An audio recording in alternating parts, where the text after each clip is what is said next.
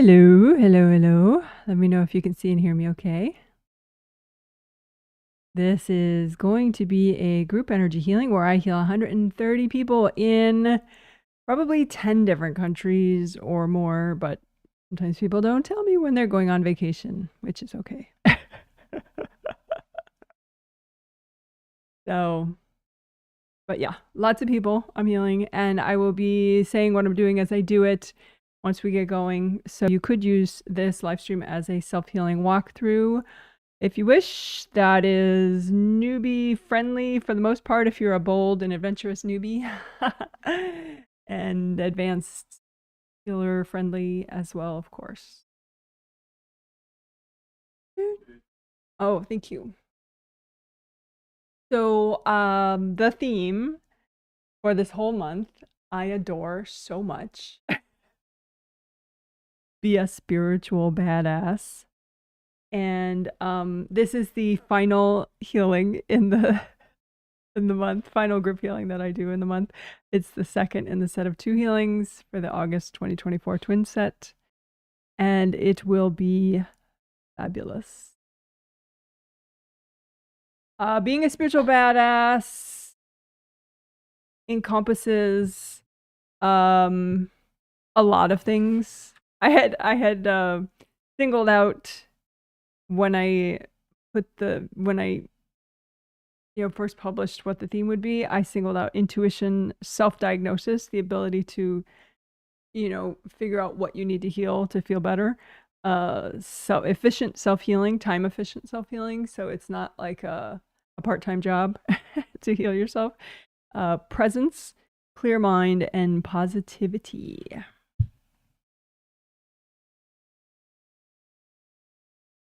So, today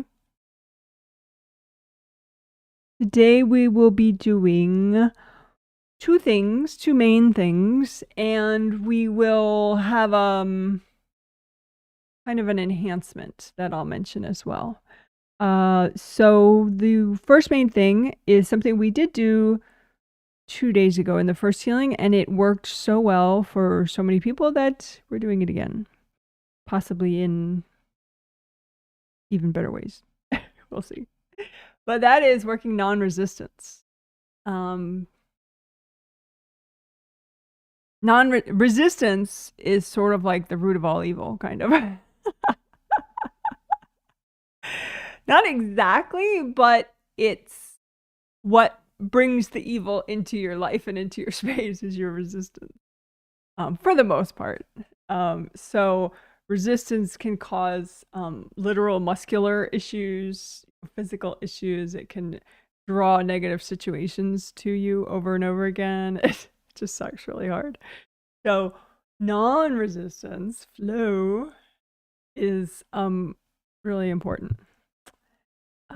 So again, we'll work more non-resistance. 2 days ago we did it mostly in the grounding section, which it was like really short but really worked. So I will also do it in today's grounding section at the start of the healing, but I will work it in other ways as well. Non-resistance. Non-resistance just makes your life seem a lot simpler and easier than it did when you were in resistance. And it's easier to have your strength and your boundaries. So there's that. So that's the first thing. First main thing of the 2 of today. And the second thing is having your spiritual path just for you. We will work to clear baggage that causes you to allow other people on your spiritual path. Which I think that will be very impactful to work. Because if you can, like, how is it that, setback people or, whatever we call them, backlash people, or, how is it that people can have certain invasive people can have such a largely negative impact in your life, on your state of mind or your even physical condition, emotional condition, your sleep, etc. And a lot of it is because they can show up on your spiritual path and therefore they can show up in your space. It's like they're very linked. And so it's easy to just look at one or the other and forget how linked they are. Like, you can see, oh yeah, this person blew up 3 of my chakras, so I'm going to repair them and I'm going to repair my aura, and there you go. But, how can they be that effective? A lot of times it's because they have a little like hangout spot in your spiritual path. And so your spiritual path, I'll define it for people. It exists. It is a real spiritual thing, but it's also very metaphorical. It's a path that's just for you, and it represents what you're here to do in this lifetime, what you're here to experience and learn. And however, it's not all just set in stone. There's a lot of choices that you can make. There's a lot of ways that you can be influenced in a beneficial or a harmful way by other people. And that a lot of that has to do with, part of that has to do with your spiritual path. Like, people can dump stuff on your path. They can jump on your path themselves and just kind of play power games with you. So subconsciously. So I think if we not only clearing people off your path is not a lasting fix, because if the initial baggage that you have that allowed you to keep them there for this long is you still have that baggage, then they're going to be able to get back on your path. And so I'll just use an example. When people are on your spiritual path, and again, your spiritual path is just for you. They have their own path, you have your path. Even if they're your child or they're your loved one and they're awesome, they have their own path, you have your path, right? And so if they get on your path, even if they mean well, it blocks you up. So different symptoms that you can have when other people are on your path, it could make you nervous. It could make you controlling of other people because it's so destabilizing and irritating that then you take it out on the people around you. It can make you indecisive, and so you kind of wobble and put off decisions and put off big actions. So indecision and also procrastination. It can impact your digestive system for sure, because as I said, if someone's on your path and they're punishing you from there, it's kind of like they're in the building. It's a very, they have extra access to you. It can make you worry about other people. If they're on your path, you might be overly preoccupied with their problems and not your own. It can give you sleep issues. It can delay manifesting, like you're working on a project and it just hasn't happened yet. And it's kind of weird that it hasn't happened yet. It could be because one or several people are on your spiritual path and it just slows everything down. It could cause body injury or body issues. Again, if the person's on your path and they're punishing you from there, it's a very internal, and therefore it's larger impact. It can make you feel victim-y. Like, woe is me, I just want to cry for a week. What's wrong with that? That kind of thing. It can make you feel a really heightened awareness of the hardships you've been through in a way that is definitely not fun. Like, it can make it feel like you're just weak, you have no strength. So it depends, which person is on your path and your relationship with them and how their energy is as to how it impacts you. But that list that I just went through of different examples of ways that it can impact you, I compiled as I was looking at the surveys of the people that filled out their surveys. Thank you very much if you did fill out a survey. Like there are literal client examples of each one of those of like, oh yeah, that's what happens when his mom is on his path. Oh, that's what happens when her husband's on her path. That's what happens when, you know, her mother-in-law is on her path, you know, blah, blah, blah. So,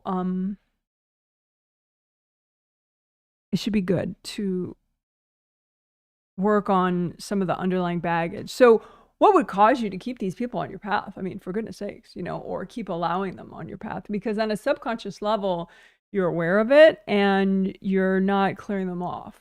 So why? You know, this isn't about like victim blaming, like, you're so lame, you don't get these people off your path. No. There must be some reason that you have, right? Obviously it's not leading to a healthy behavior. But so we can clear that baggage that causes you to do such an unsafe thing as to let these people on your path. We can clear that baggage without you knowing consciously what it is. However, I could read some examples just for kicks. So the two people, I mean, this happens to a lot of people, but two people I'm looking at that they get nervous when someone's on their path, like really nervous.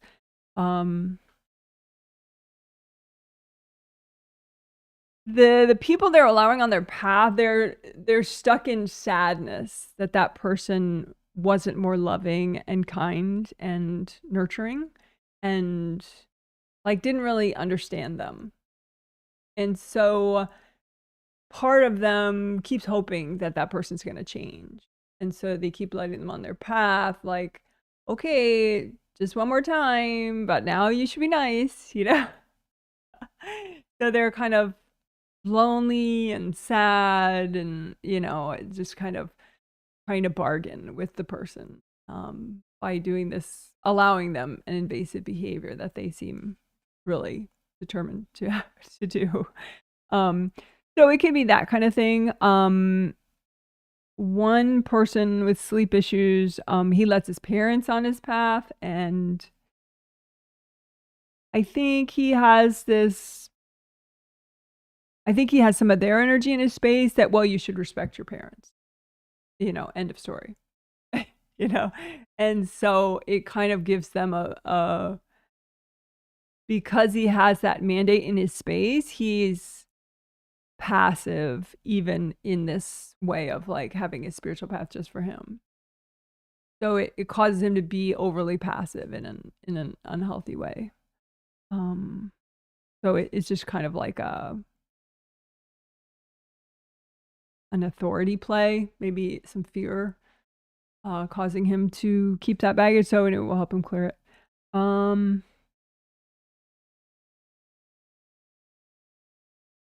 Yeah, those are pretty common examples. So I hope that makes sense. So we will help you clear baggage, and you don't have to know consciously what it is. And that leads me to the little enhancement that we'll do in today's healing, which was inspired in part by somebody's survey. So again, thank you very much if you fill out your survey. And don't feel pressure to write something profound on your survey. Just write how you're doing, whatever. But anyway, somebody in their survey mentioned, I used to do this thing where I think it was like called, I forget what it's called. I always make up techniques and I'm good at inventing creative things, but I'm not especially good at remembering any of them later. So, but it was like you have the baggage and you melt the baggage and you keep the wisdom and the knowledge. And so it was like a big gold basin and you have your baggage and you soak it in the gold liquid and it dissolves. And then you get these nice gold bubbles of wisdom that come up to you and like pop, you know, like cute little bubbles, you know, that pop in the air that you blow bubbles, you know. And so it's like this gentle, fun thing where the more baggage you clear, the more learning and knowledge and wisdom you get. And that's always true. But if you do the bubbles, you know, I'm gonna call them learning bubbles. But you know, who knows what I used to call the whole process? May have called it chunking. I don't know what I called it. But that's the idea of like you melt away the trauma or the grief or the baggage, the pain, and you keep the learning and the wisdom and the experience from those things, right? And so if you don't melt the trauma and the baggage and the pain, that learning and wisdom is not accessible to you. It's just all pain in your space. It's like all sort of embedded in the energy blocks. But if you melt the energy blocks, then you're able to utilize the experience. And so, if you feel like these negative cycles keep repeating in your life, it could be that you're not, clearing the old baggage so that you're not liberating the knowledge and the wisdom. It's just shit you've been through, It's not like, oh, now I know better. It's so anyway, so I'll call them learning bubbles. So we'll try to do learning bubbles throughout the thing. And like I said, I mean, that's always true that you get the learning when you clear the baggage, but I usually don't talk about it. And so it might not be as motivational or as uplifting than if you think about it and you think about the learning bubbles that you're getting, It's kind of cute. So I'll work that into today's healing. And there are other cool things on the maybe list. I think a sort of another focus today will be the physical body and like what is your body holding on to. So maybe that's like the third main thing today. The angels just bumped it from my maybe pile to my definite pile.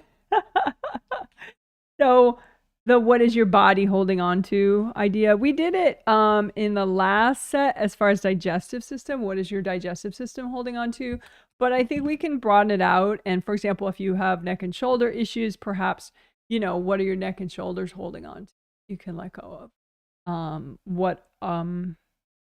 But what are you holding on to at all that affects your body? And also the resistance, when we're clearing resistance, especially we can clear resistance that is locking up your physical body, like blocking flow along your spine or some of your meridians, or, adding to tension in your neck and shoulders, stuff like that. So the impact on your physical body will be another thing that we work today.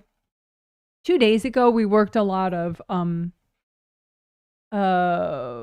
unexpected events, unexpected or challenging events, or both unexpected and challenging events, and what triggers in those situations, and how, and so we especially cleared baggage and nourished so that you would be more ready and at ease when unexpected events happen or unpleasant or challenging events happen.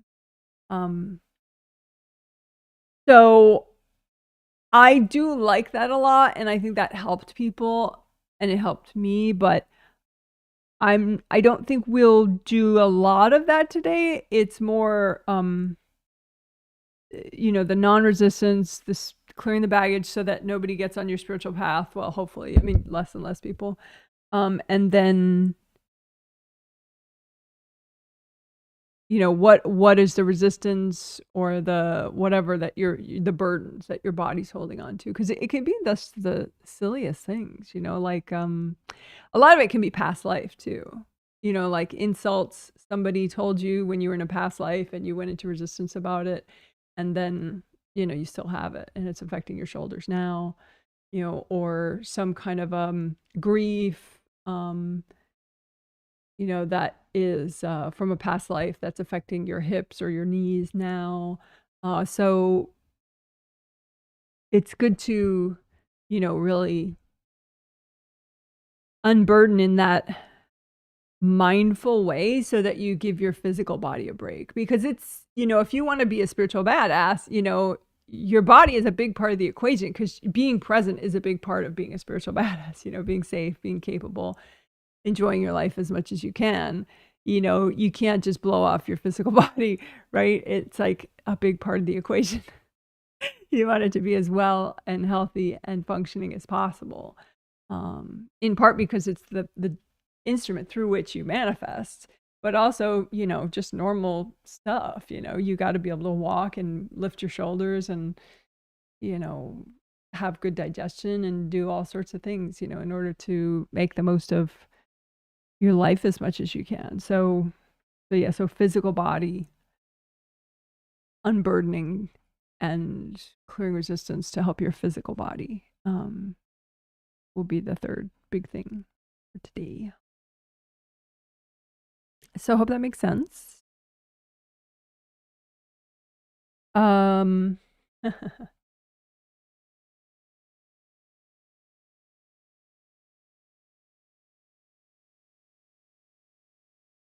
So a quick sales note, there's actually one spot left for the October twin set, which I'm working my non-resistance with.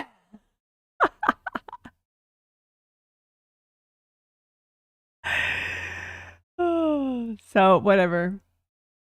But just as a heads up, in case you are one of the many people that is on the fence about getting that twin set for yourself or a loved one, there's only one left. So your ability to procrastinate has a time limit of some sort. I don't know how long the time limit is, but it exists.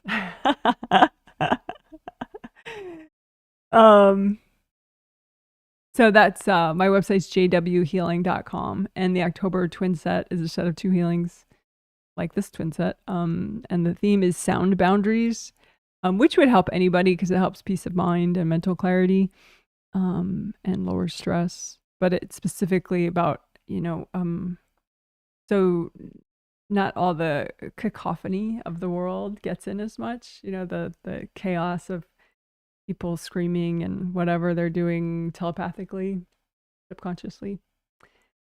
So it'll be a nice stress reducer kind of set. Both of the sets that month will have that theme. Okay, and then any other sales notes? Not really. I mean, you could just look forward to the other healings if you want that are through February of next year. They're all listed on a page called Upcoming Themes on my website, jwhealing.com.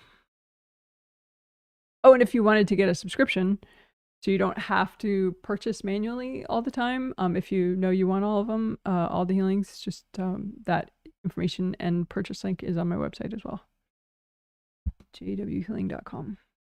Okay, enough sales notes.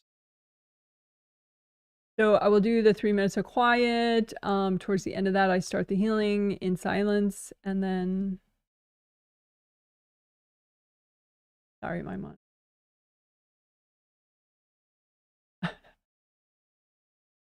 Towards the end of that, I'll start the healing. You'll see me go like that. That's how you know I've started the healing. And then about a minute after that, I will start talking out loud. And for the rest of the time as I'm healing, I'll say what I'm doing out loud, so that you could use it as a walkthrough if you wish.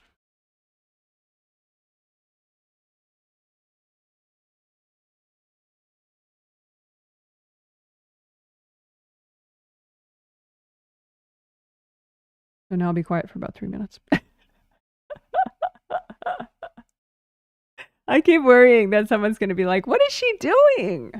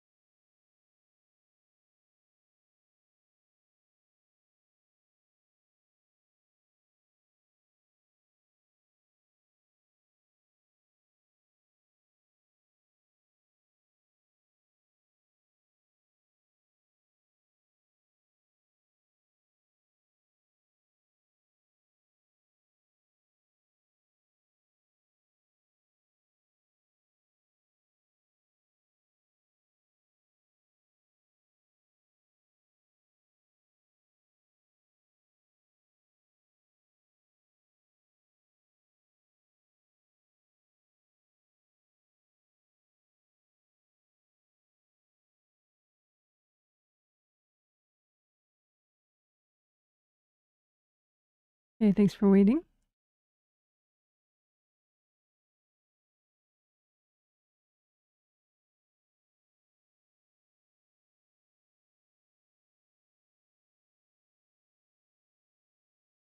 Sorry that the camera moves as I type. I'll do it differently next live stream so that won't happen again. All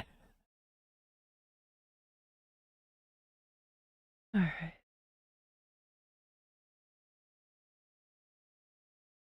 So grounding. Just redo both of your groundings, your astral body grounding and your physical body grounding. Make them nice and wide as all your auras, and wide all the way down to the core of the earth. Make them both the same color, red or orange or yellow. You can test all three colors, see which one is better for you right now.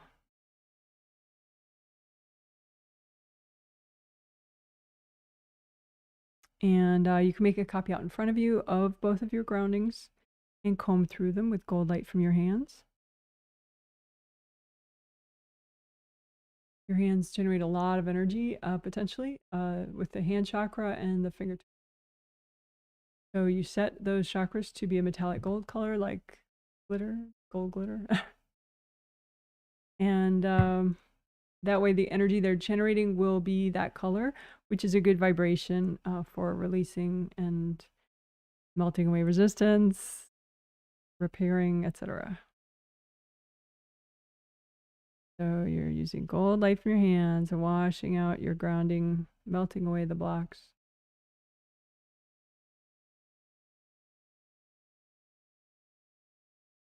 And with healing, you want to, what I would suggest is you want to, I always want to get to like new levels of awesomeness, you know? Right? So with your grounding, there might be places that you normally can unblock pretty easily, but then there's a spot that is usually blocked, but you ignore it. So in order to kind of push the envelope and keep getting more and more awesome, it's good to notice what you're leaving there that is unhealthy and clear that as well. So then that's how you take larger steps, you know, with progress. So just find some energy blocks in your grounding that you would normally just leave there, melt away everybody's cords out of them, and melt those blocks. So find a bunch of blocks in your grounding that you would have ignored, but don't ignore it this time. Melt the cords and melt the blocks. A couple deep breaths.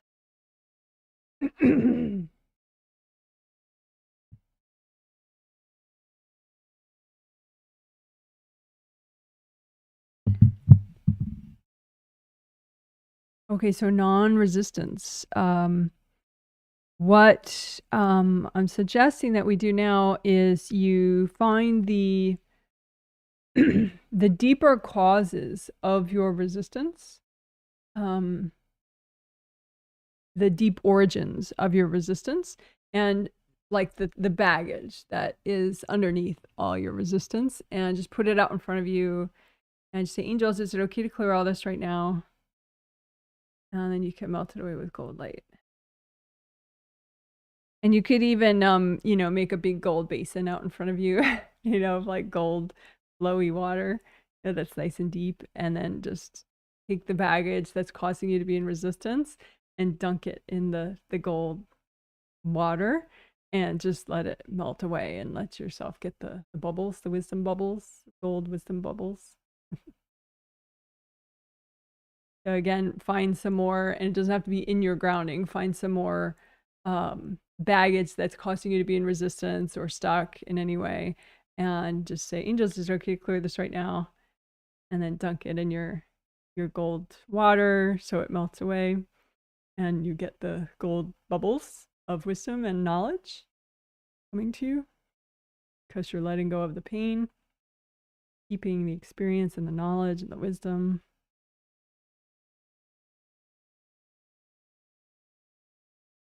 All right, let's check your grounding.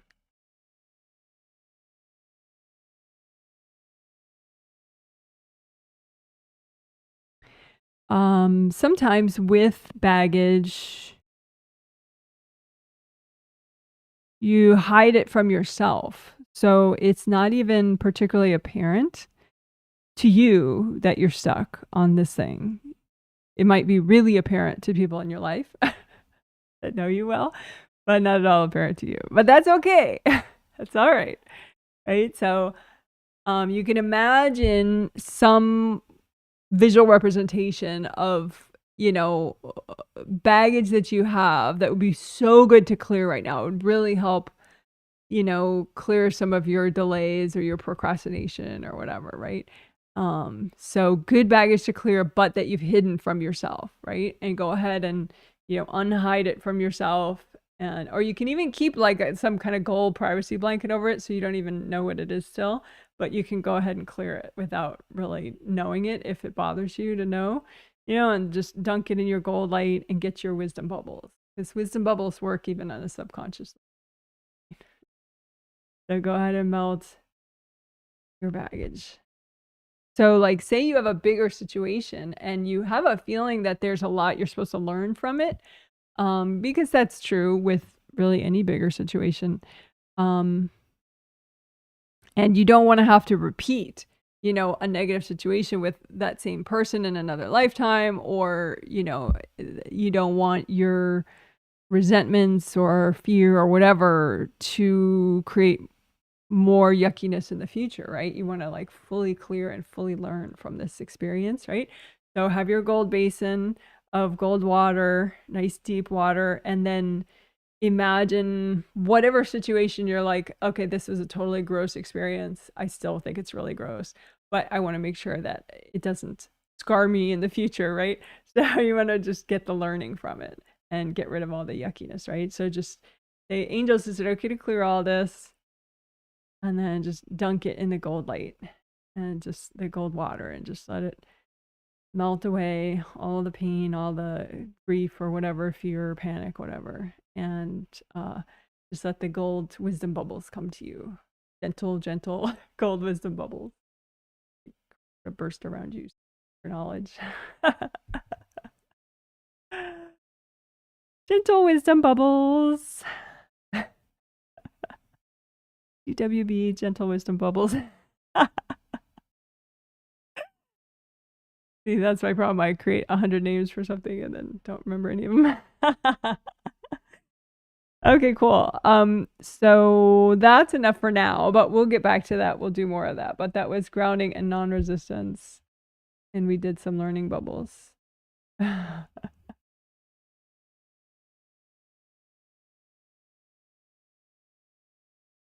Wisdom bubbles, learning bubbles. Wisdom bubbles is fewer letters, so I might call them wisdom bubbles.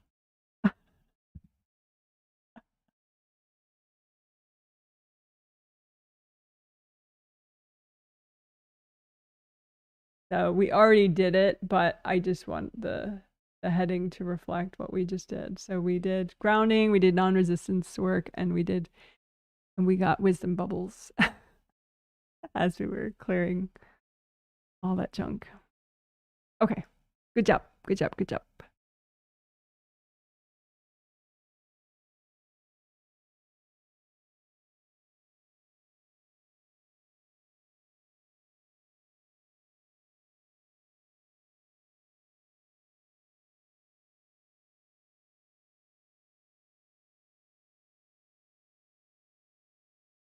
Okay.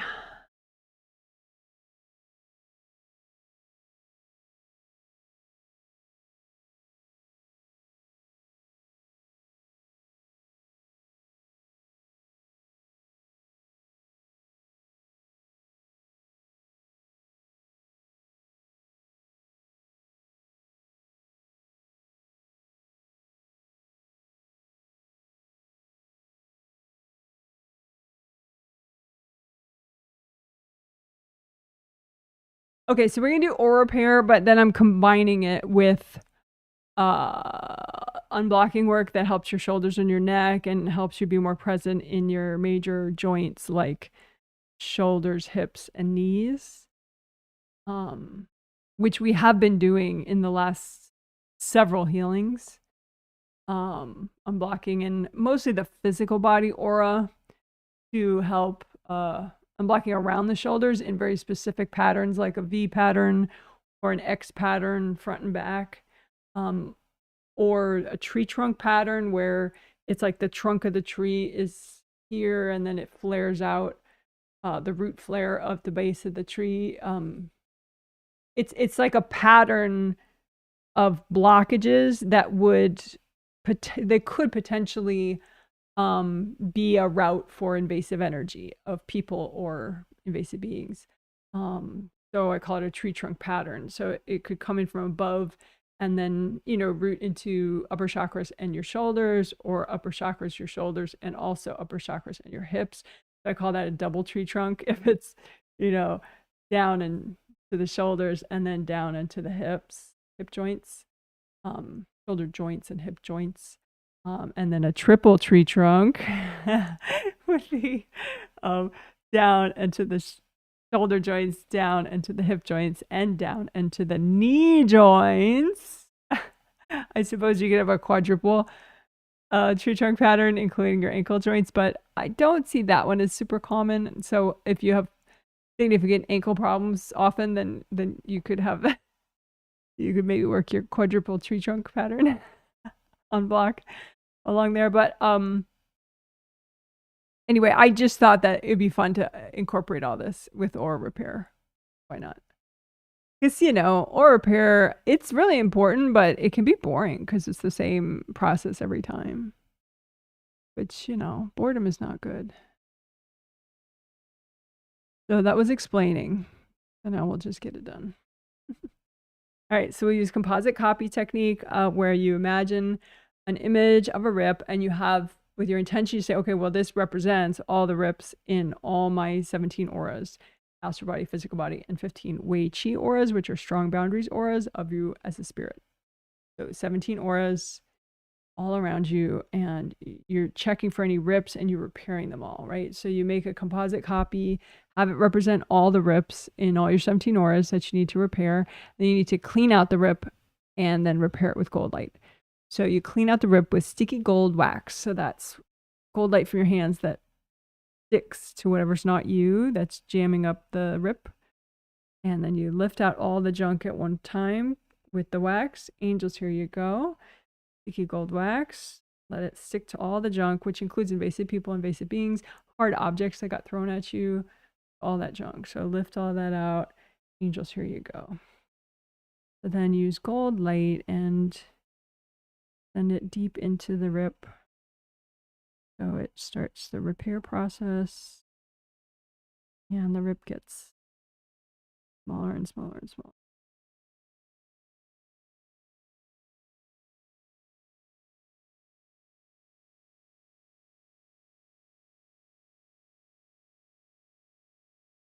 Okay, so that probably repaired most of your rips, but you may have one or two more stubborn rips that are still there.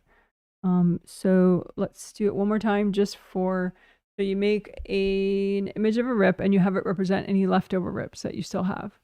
And do the same process. So sticky gold wax, have it stick to the junk, lift out the junk. Angels, here you go. Sticky gold wax, have it stick to the junk. Angels, here you go. And then you can say, angels, if there are any invasive beings in the way of this repair, can you please recycle them?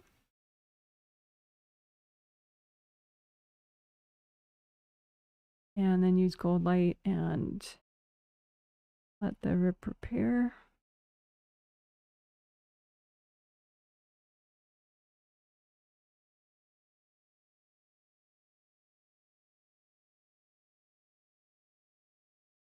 And you may have some leftover hardness from having energy thrown at you, either as scarring on the outer surface. It always bothers me when things are not symmetrical. Either as scarring on the outer surface of your auras, or like a patch of like a couple layers of hardness. So just pile up all the aura hardness out in front of you, copies of all your aura hardness, and melt it with gold light, because that way your aura will be stronger. When it flows better, it has less hardness, it will be more resilient, and it won't rip so easily or so deeply. Again, put all your aura hardness, copies of it, out in front of you in piles, and just melt it away with gold light.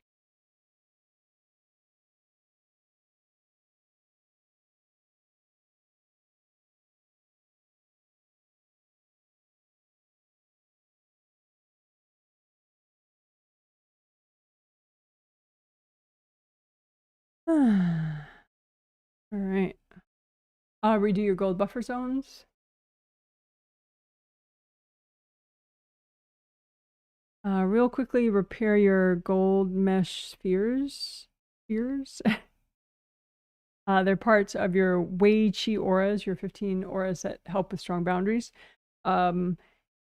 Each of those Wei Qi auras has 3 gold mesh spheres. One is the outermost, and then the middle one and innermost, and they wrap all the way around you. And you don't want any rips in these gold mesh spheres, because if they're whole and cleaned off, they generate a lot of gold light constantly, which is really helpful. So go ahead and repair your gold mesh spheres in your Wei Qi auras.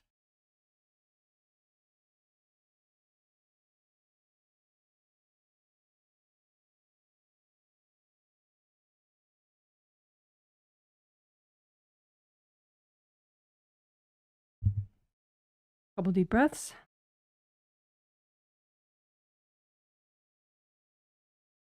So we repaired the auras and we melted hardness.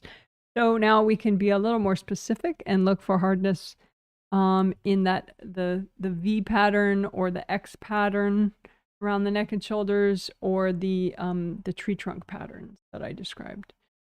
So we'll start with the tree trunk patterns. Probably the most key part of the tree trunk pattern is the trunk part, the top here. And that's blocks up there is what starts all the trouble in the first place. If you didn't have the blocks up there, then it would be harder for invasive energy to come in from the top at all. Find your tree trunk blocks up there above your head in your auras. Away.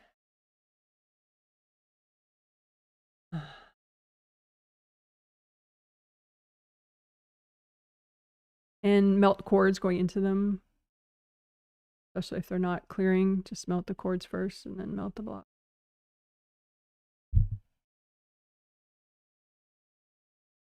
So that may have popped out a whole bunch of invasive people and invasive beings that were doing the tree trunk pattern with you. So the people, if they're popped out, well, that's good.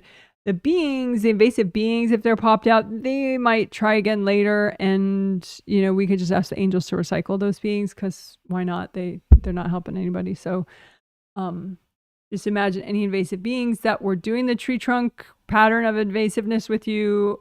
Maybe they still are, or they just popped out. And say, angels, can you recycle all those beings? That way the angels make the decision on if they should be destroyed or not. And that's a good thing.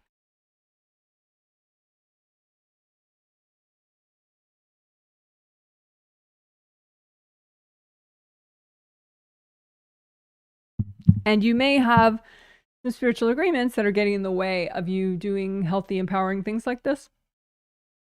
So if you have any spiritual agreements that are unhealthy and getting in the way of you unblocking and getting more present, just you can imagine them like pieces of paper and stack them all up, all the unhealthy agreements. Just say, angels, is it okay to update all these? And then just use lots of gold light.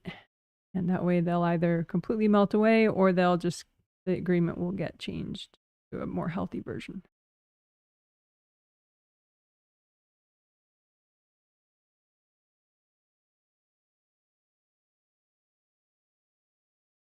Alrighty. So then, like I said, with the tree trunk pattern, it's like there's the trunk, which most of that is up here. Then it goes down, and the root flare, the bottom of a tree is the root flare. And and fun fact, you should not bury your root flare of your trees. Many people don't know that. But anyway, so the joint where the invasive energy can anchor into the blocks in your joints of your shoulders, hips, and knees, go ahead and melt the blocks in your shoulders and hips and knees.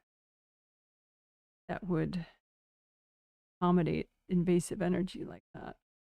Melt those blocks away. You can imagine your shoulder joints, your hip joints, your knee joints, and just And if you need visuals real quickly, that's what your shoulder joint looks like. So the blocks could be in the bones or in between and where the nerves are and the tendons. That's your shoulder joint. This is where your hip joint is, right there, a big leg bone. It's like a ball and socket joint, and that's one of your hip joints. The other spine, that's your sacrum. These big ilium bones of your pelvis. Right? Those are your hip joints, and then your knee joints. Here's a model of your knee. Here's the kneecap right here. That moves. So where all this place where all the everything connects is what we're talking about when we say knee joints. So you want to unblock, you want just your energy, nice flowing energy of yours. No blocks, nobody else. So clear everybody out of your shoulder joints and your hip joints and your knee joints. Melt the baggage away. And the tree trunk pattern, if you have any invasive people or beings in that tree trunk pattern currently, just you can kind of grip it all and go, angels, here you go. Grip it, drag it out, angels, here you go.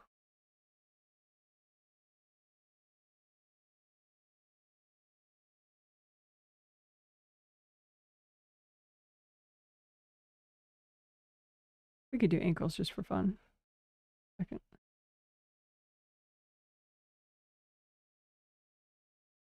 Here you go.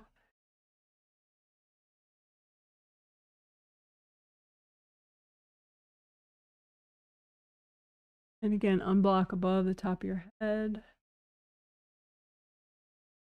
A couple deep breaths.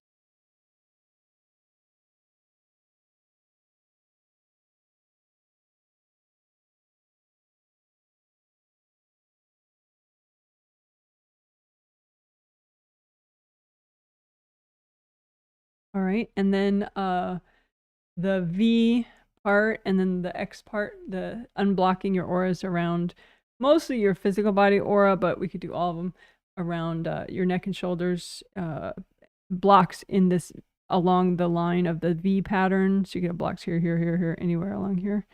And then the X pattern, or out straight like that from your shoulders, like as if it's an X if you're looking from the top down.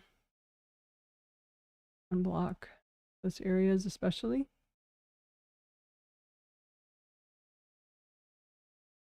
Help take the pressure off your neck and shoulders and help you be more present there. Right now I'm working the X pattern in the front. Straight out from here, energy blocks anywhere, especially in your physical body auras.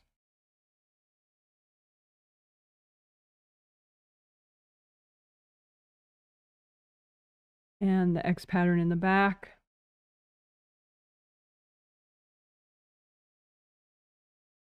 So like going straight out at an angle here.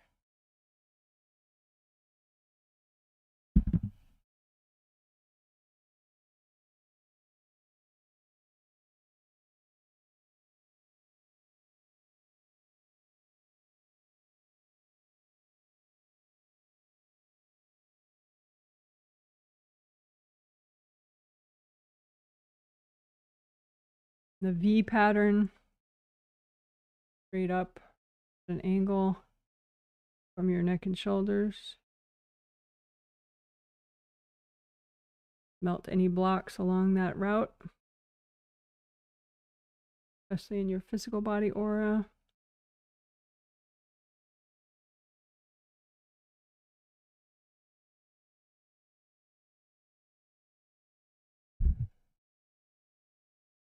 Couple deep breaths.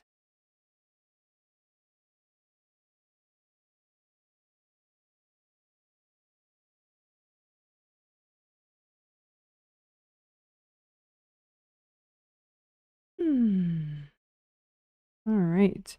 Just double check the outer surface of all your auras, melt away any leaks. We'll just repair any leaks you have. They should be pretty minor at this point because we already repaired rips. So just check the outer surface of all your 17 auras. If you feel any energy kind of spurting out, that's a leak. Just use extra gold light there so that it repairs.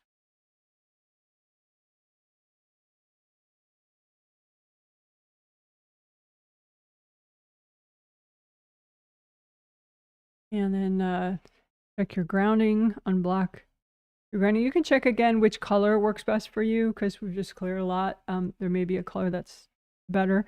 So check red groundings, see how that works for you. Check orange groundings, see how that works. Check yellow groundings.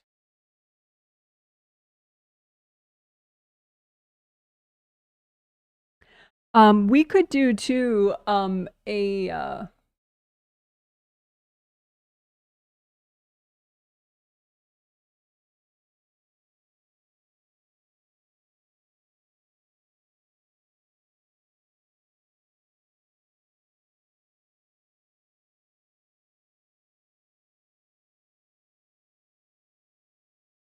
a tricolor earth energy soak. Which is also a separate video that's 5 minutes.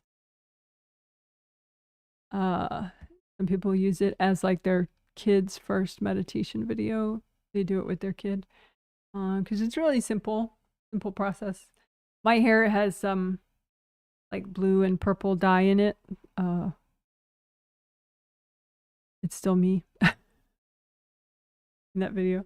But anyway, somebody mentioned that they have like a hospital job and they work a night shift, and so it's a little harder to be present for them during their night shift. And part of that is just if you're in a building where a lot of people are asleep, it just kind of, it's like a universal suggestion, you know, that do you want to go to sleep? You know, does your body want sleep? You know, so, but you can do a tricolor soak or just like a one color earth energy soak to just individuate, you know, because I've mentioned before, grounding helps you individuate, you know, and so if you bring up a lot of earth energy is very neutralizing. And so it just helps you be really separate, you know, like have some forest, cool, you know, deep earth energy kind of vibe, you know, so then your body would be less likely to match, you know, all the sleeping bodies in the same building with you, you know. So, let's do that. So just bring up red earth energy. So this is the doing part. So make a big red grounding. Both your groundings, make them red, and bring up red earth energy up, and soak everything in red earth energy. Soak. Deep breath, and bring that back down to the level of your grounding, and make your grounding orange. Your favorite shade of orange, and bring up orange earth energy from the core of the earth. Up, and soak everything in orange earth energy. Deep breath. Think about letting go. Think about receiving. Bring that back down and change it to yellow. Sorry. And bring up yellow earth energy through your yellow groundings all the way up, and soak in yellow earth energy. And if you leave that up, that's what I call a one color earth energy soak, where you're soaking in, you know, red or orange or yellow earth energy. So you could do that. Leave it up, switch it to whichever of those 3 colors works best for you, or you could bring it back down just for regular grounding and put it to one of the 3 colors that works best. All right. Good job.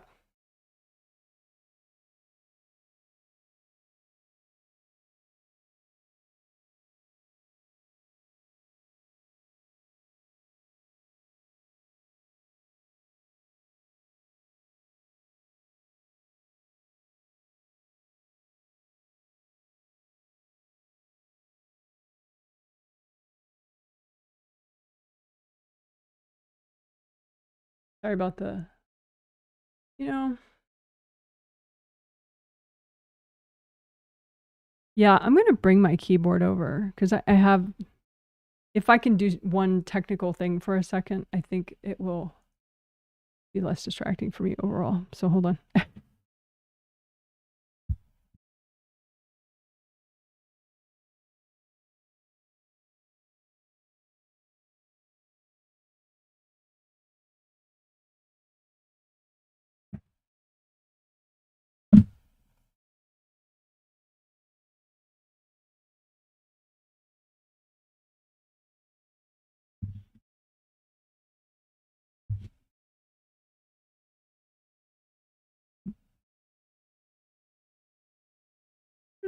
That works. Good.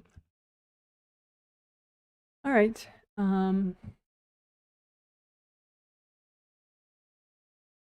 Okay, so let's do chakra repair of all major and minor chakras. So that includes chakras within your traditional Chinese medicine meridians, which are acupuncture points, but they're also minor chakras. It includes all chakras that you have in your body and your spirit, right? So basic chakra shape is an open cylinder like this. So you can just imagine a shape of a chakra and with your intention have it represent all your major and minor chakras of your body and spirit, and use gold light to repair it and melt cords going into it.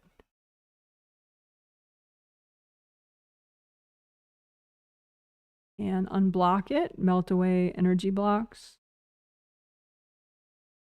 You can have, I call them chakra mud rings, which are just like extra little ridges around the round openings that make it easier for just guck, energy blocks to accumulate there and not wash away.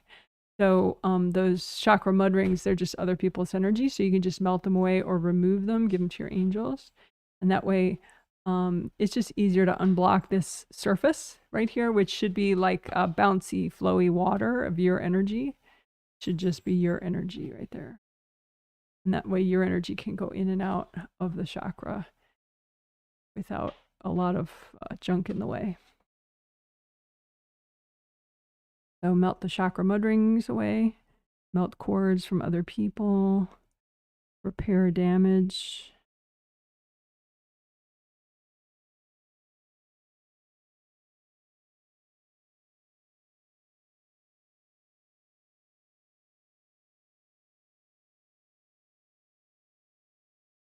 Melt blocks away within the chakra, around the chakra.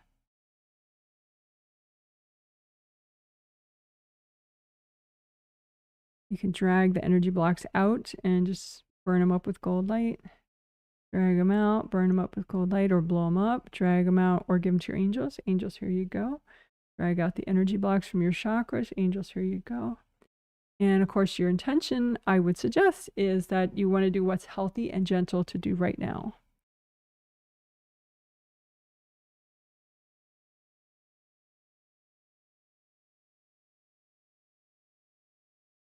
You may have some hard objects jammed into your chakras. You can lift those out. Angels, here you go. Lift them out.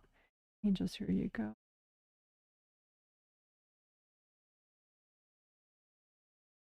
Repair any gashes left from those hard objects, created by those hard objects.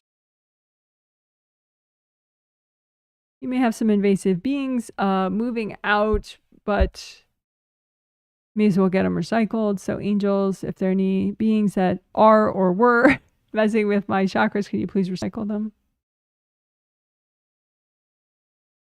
Breathe into your major joints, your shoulders, your hips, your ankles, your knees, your wrists.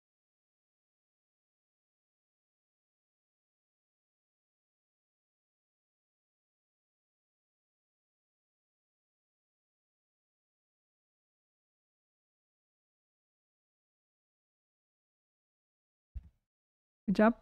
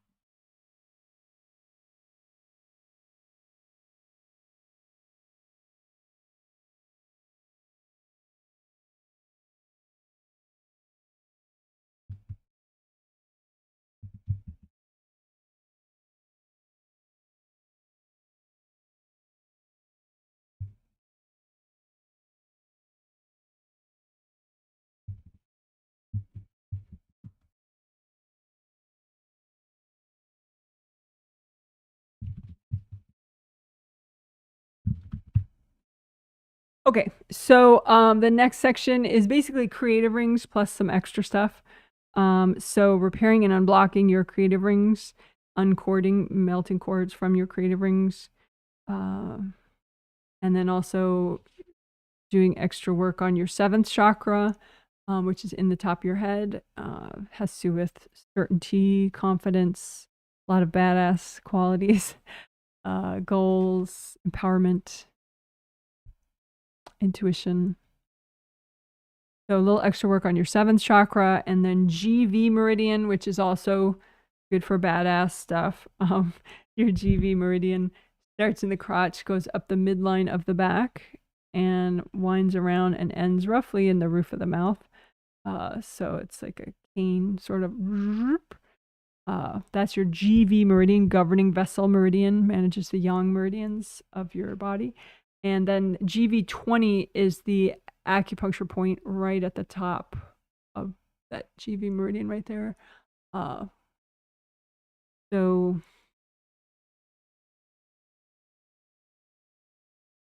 your 7th chakra is oriented this way. GV20 is smaller and oriented this way, but whatever, they're in the same space. They're both good to heal. Repair.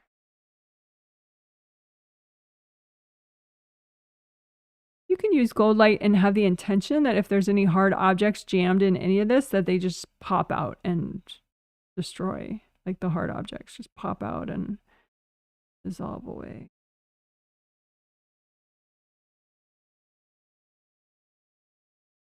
GV meridian as it goes up the back, around.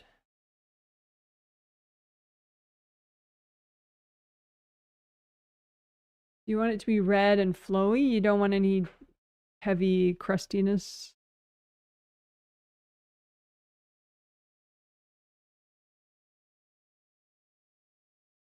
So pop out any hard objects, melt away the hardness. Creative rings, 3 gold rings above your astral body head. Just make a copy of those 3 gold rings out in front of you. And repair, unblock, melt cords. Pick the flaps. You want the flaps to be shut, closed, relaxed. So this is an image of when the flaps are open and irritated, which you don't want. When there are cords going into your creative rings, sending energy in, that puffs out the flaps. So just melt enough cords so that those flaps can fall shut. Why do you care? It just feels a lot better. It's less overwhelming when they're shut. It makes it harder for people to cord you when they're shut.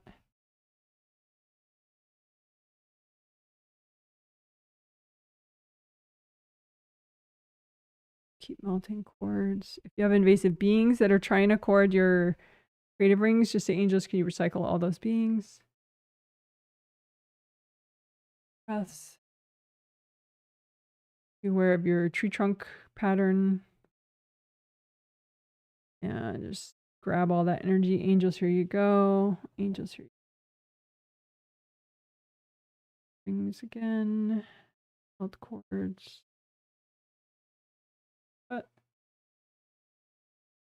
Same thing with all the major chakras along your spine. Just unblock them with gold light so that the flaps can relax and fall shut.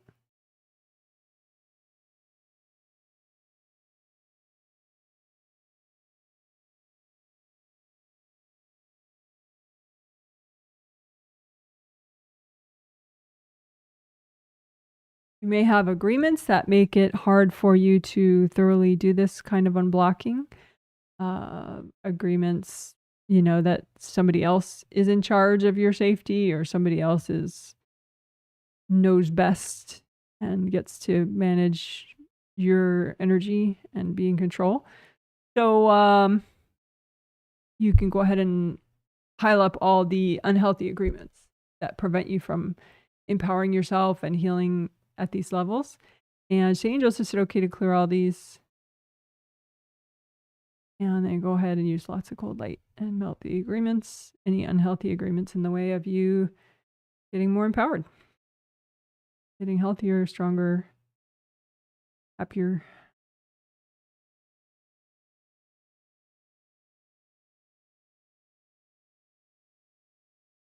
If there are any left over, you could say, angels, can you help me with these? Couple deep breaths into your major joints.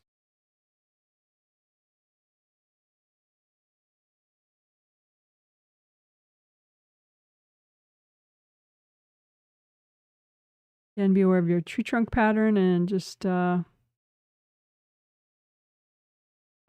your head, which is the pattern of invasive energy that may come in from above your head into your shoulder joints, hip joints, and knee joints. So you can just grab all that, freeze it with cold light, drag it out. Angels, here you go. That would be just any invasive energy that happens to be in that path. Angels, here you go. Angels, here you go.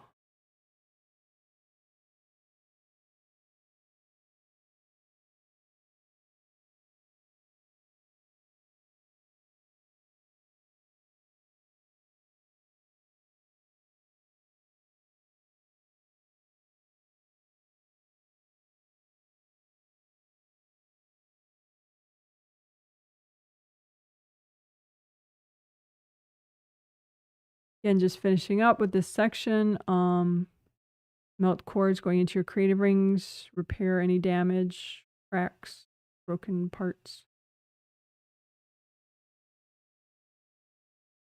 7th chakra, your GV meridian, and all the acupuncture points within your GV meridian. Just use your intention and gold light. Let those energy centers unblock and repair. Melt cords going into them.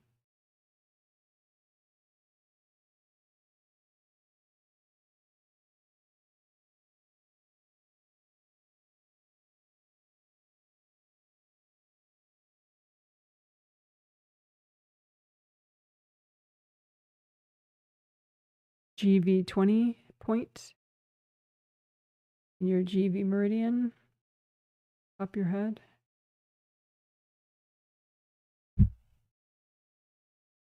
All right, great job. Woohoo!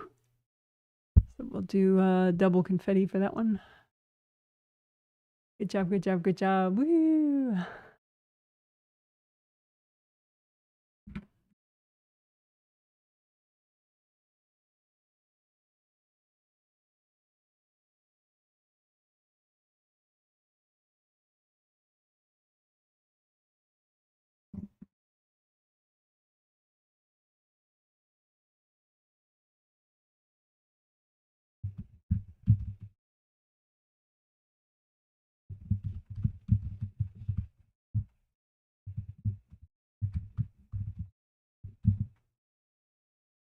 Okay, so this section is working back here and behind the base of your skull, behind your neck, and also including inside and around your neck.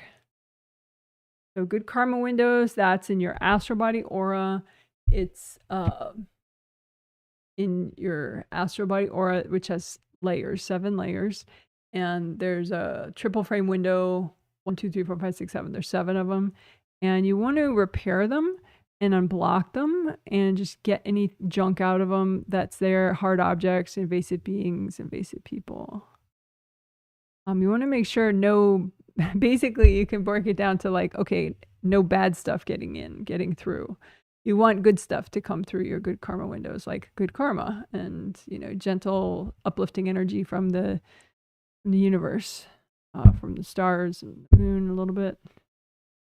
But so they need to be repaired and unblocked enough so that only the good stuff gets through and not the bad stuff. Bad stuff meaning invasive energy is just overwhelming stuff. So just keep repairing those triple frame windows.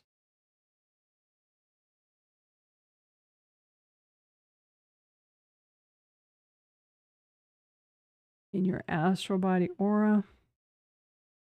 Lift out the blocks, melt them away. Lift out the blocks, melt them away. Okay. If you have any hard objects stuck in there, just give them to your angels. Angels, here you go. Angels, here you go.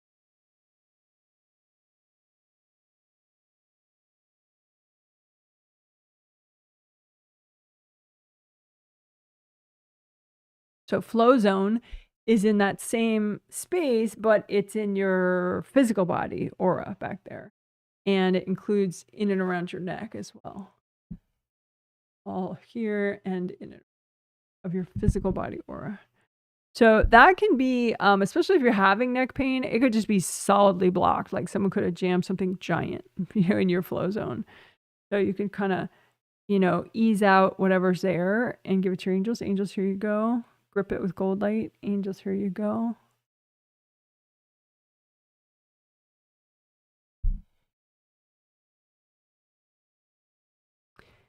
If you tend to have back of neck pain, it could be that someone just jams like hard stuff through your flow zone, and then your 5th chakra in the back gets damaged. And between the damage and then also the lack of flow here in your flow zone, because the hard object's still there, it can be pretty painful. So we don't want that, right? So just melt all this junk away in your flow zone. You don't have windows there. It's just flowy. It should be your flowy energy in the aura layers of your physical body aura back here. And then in and around your neck, look for anything that's binding you, anything unhealthy from other people around your neck or in your neck.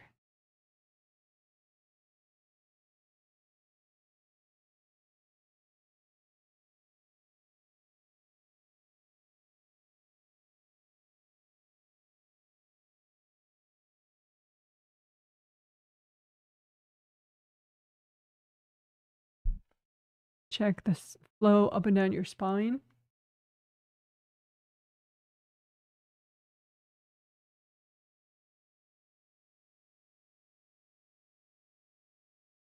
It could be, especially if you have pain anywhere along your spine, it could be that you have one or multiple areas of blockages along your spine, and you can just melting away the blocks won't necessarily remove the physical issue that is already manifested, but it can help it be less painful. It can help it heal faster, but you still may need a chiropractor or something.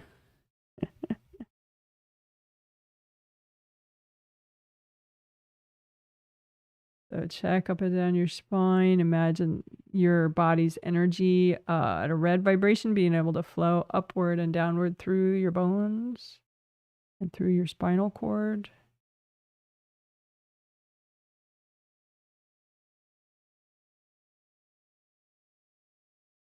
Again, if you have you can have devices wrapped around your neck. So just if you have any of those, just melt them away with gold light or loosen them up and give them to your angels. Angels, here you go. Loosen them up. Go.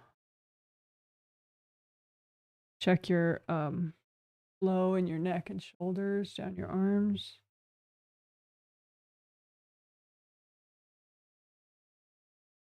So within your neck and shoulders. Unblock.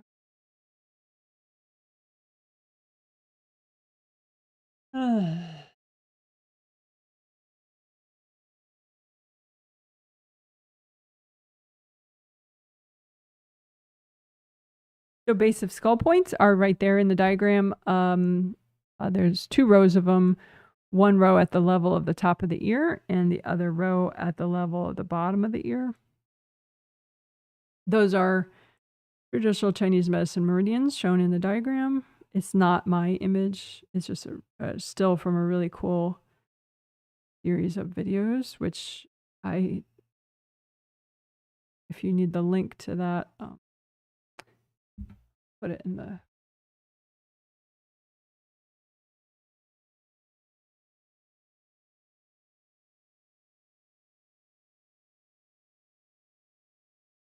I put them in a playlist that's in the order of flow. So they're not my videos, but I made a playlist of them.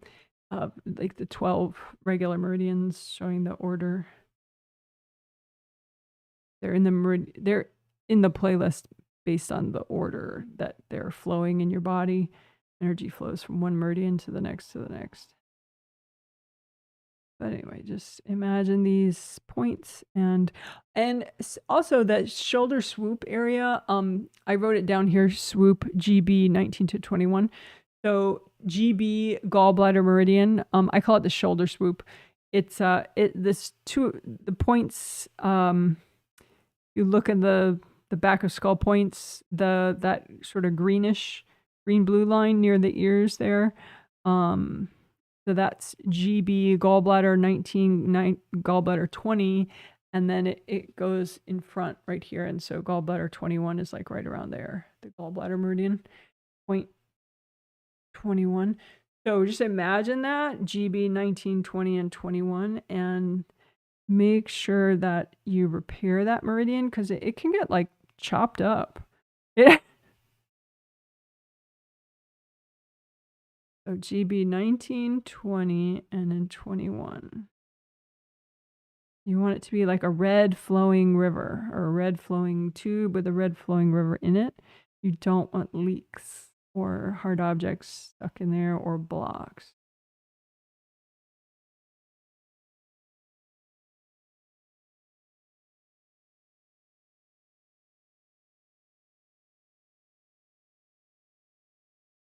And then behind your base of skull points in your aura right there, you can have hard plates of energy. So it's good to melt all that. Comb through your auras behind your head, behind your base of skull, and melt those hard plates of energy if you have any.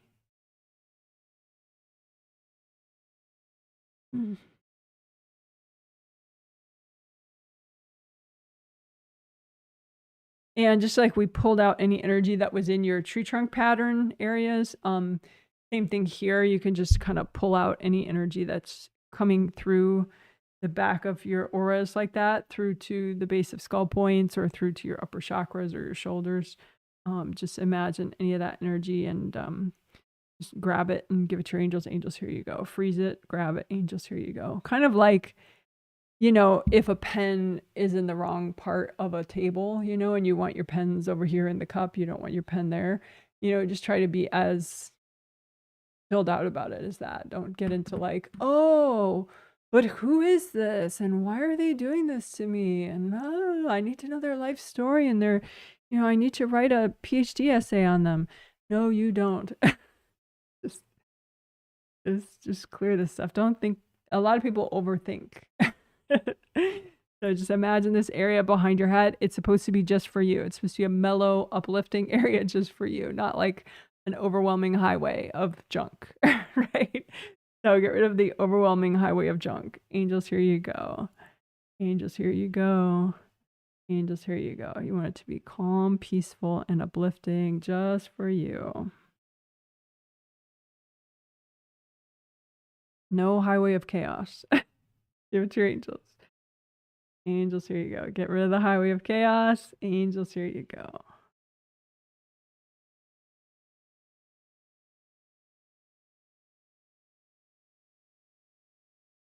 All right. Good job. Good job. Good job.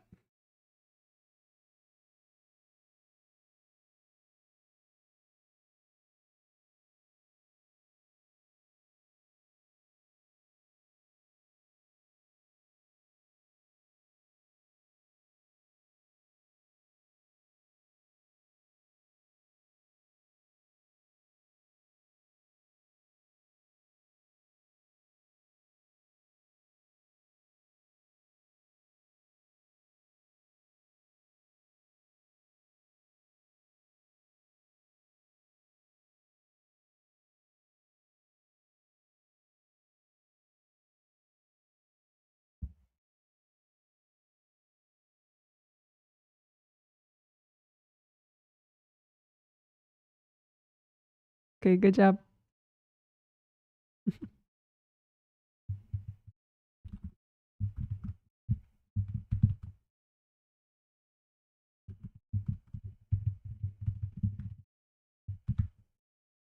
Okay. So I already talked about it a lot in the intro at the start of the live stream. on a subconscious spirit level, you've had a lot of past lives. You've had lives with, good parents, terrible parents, great marriages, terrible marriages, all sorts of variety. You know a lot on a spirit level. And on a subconscious spirit level, you see things happen. It's not like you're blind, even if consciously you don't realize that your mom's on your spiritual path, for the last 2 years, you, as a spirit, you see it, you know it. And so there must be some baggage that's allowing you to keep her there, allowing you to pretend she's not there. Some kind of denial baggage or sadness or loneliness or wishing things were different or whatever. So I'm going to call that baggage that allows you to keep invasive people or invasive beings on your path as trespass baggage. It's baggage that makes you put up with trespass on your spiritual path. Clear the baggage so that on a subconscious spirit level where you know all this stuff and you see it happening, you can be more ready to protect your own empowerment and your own peace of mind and your own strength and your own safety. Because again, as I said, on an internal level, you know all this stuff and you know a lot of this stuff and you are able to see what's going on.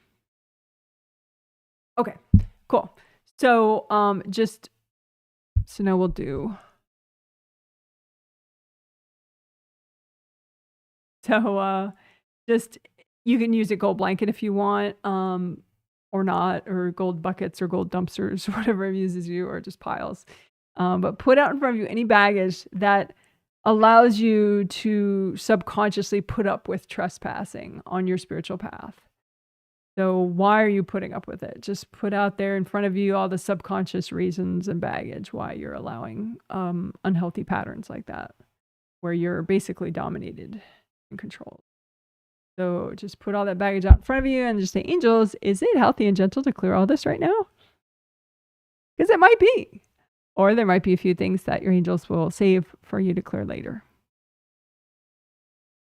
So now your angels have done that. So now anything that's still out there in front of you is healthy and gentle to clear right now. So you can go ahead, blow it up or melt it with gold light, gold fire, gold water. Whatever works for you or amuses you the most.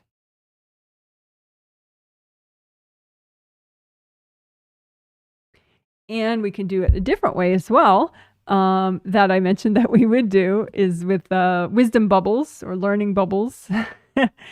And so just make a big gold bowl or gold basin out in front of you with gold flowy water in it. And that's kind of deep. And go ahead and put any of you find a big lump of baggage of like why you put up with this kind of oppression and put that baggage, dunk it in the bowl. That way, it can melt away. And as it melts, then the nice, friendly bubbles come back to you, your wisdom, your learning from that experience. So that it's like, it's not for nothing that all this terrible stuff happened, or that you got, oppressed. You get to learn from it, right? So you get all your wisdom bubbles and then go find some more. Just imagine some more baggage that's causing you to put up with trespass on your spiritual path. People manipulating you or just hogging up your mind or your space. What baggage causes you to put up with that on a spirit level? And then just say, angels, is it okay to clear all this? And just dunk it in the gold light and let it fully dissolve. And you get your gold bubbles of wisdom gently popping around you so that you get your learning. And so you're getting rid of the pain, but you're getting the wisdom and the learning. Couple deep breaths into all your major joints.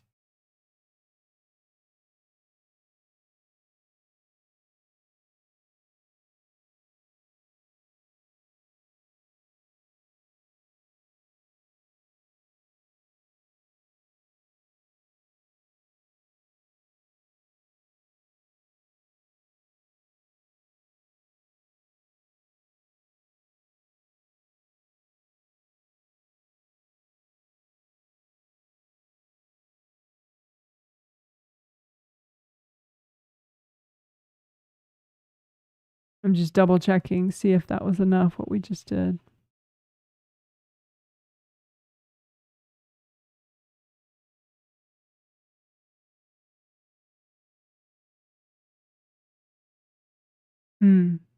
Sometimes you don't clear baggage because it's embarrassing. You're like, well, I should be beyond that, like I should have cleared that already. Maybe it's some kind of betrayal baggage from 20 lifetimes ago that you've been hauling forward with you ever since. Or maybe it's, some fear of something that you feel like you should really be beyond by now. Or some, just something that just kind of embarrasses you, like, wow, that's not cool that I'm stuck with that I'm stuck on that still. So, but there's no need to be embarrassed. I mean, if you haven't cleared it, you just haven't cleared it yet. It doesn't mean you can't, doesn't mean you're bad because you didn't clear it yet. It just means you didn't clear it. So this is a judgment-free zone, right? So just use that big gold basin out in front of you with lots of gold light, cold water. Make a new one if you want. Lots of cold water. And just find some baggage that you're kind of embarrassed about, but is causing you to allow trespass on your spiritual path. And say, angels, is it okay to clear this right now? And then go ahead and dunk that in the gold light so that you melt away all the pain and the baggage and you keep the learning and the wisdom and the experience. So just let all that melt away. All the pain and baggage and embarrassment. And you get the wisdom bubbles popping around you. Couple deep breaths.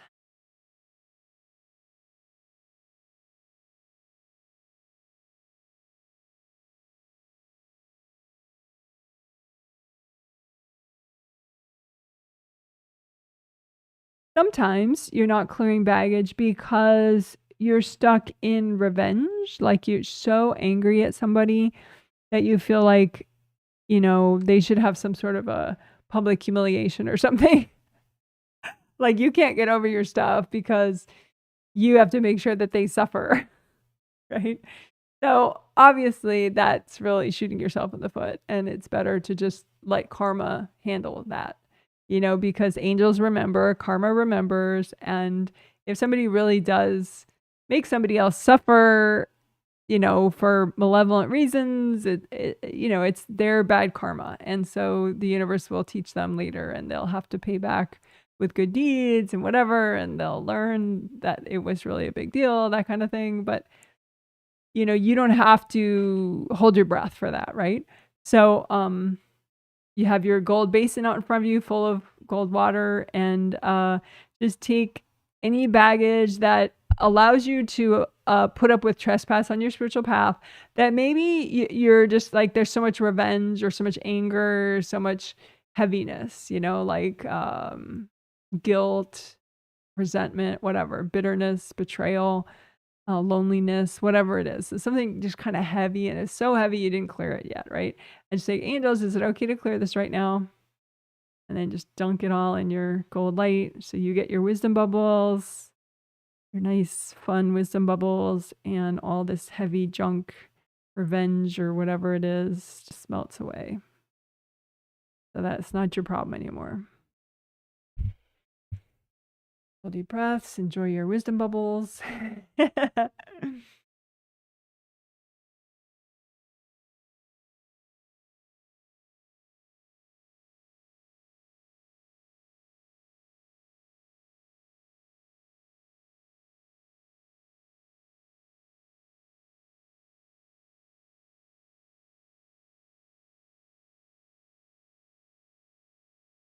Sometimes you let people on your path because you have made yourself responsible for them evolving. Like you can see how they're stuck, and you can see that their life would be so much better if they got unstuck, and you get like overly attached to the whole thing. And so you carry them around on your path. You let them on your path, and you just have an unhealthy level of attachment to their baggage, right? And that doesn't even help them. I mean, it can really get in the way of them growing more quickly. Ideally, you want, rather than to be stuck on fixing other people, you want to let the angels help those people, right? So you step back and you pray, you know, ask the angels, please help them to see their pattern, you know, and that way, you know, without your noise in the way, the angels are good at helping the person to kind of hear themselves and see themselves and get more perspective on what they're doing and the patterns that they're caught in. So it's more productive and safer for you, of course, as well, if you step back and ask the angels to help. Okay.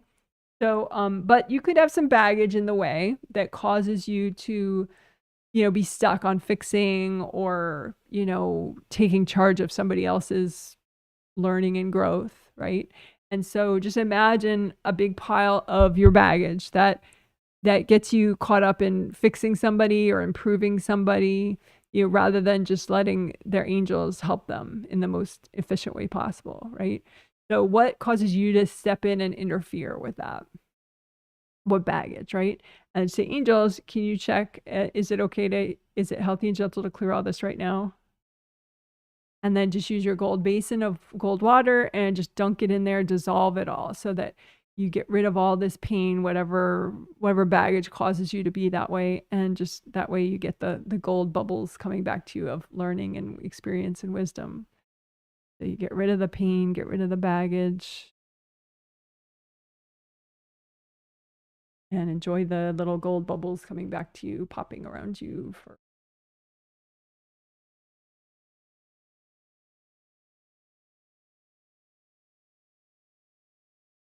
So now that there's a lot less reason for you to have people on your path, you can, let me change the title for that.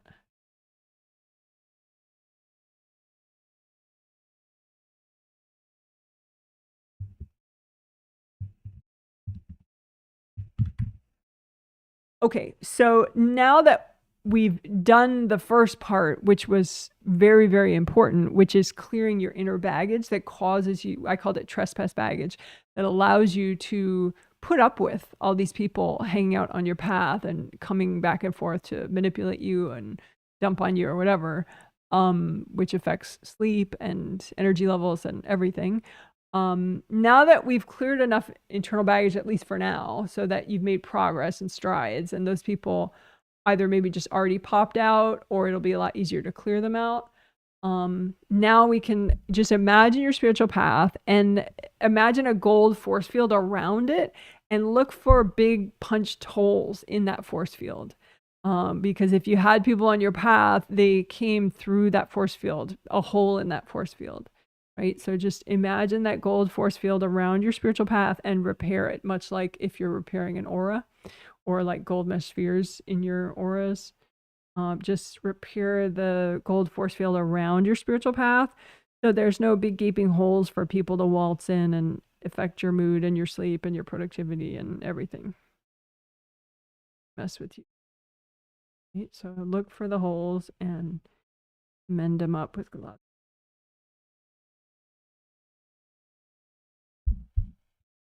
And unblocking your spiritual path, I mean, first just do basic, you know, like if you notice big barriers, melt those away. If you notice big heavy burdens that you're dragging with you on your path, melt those away.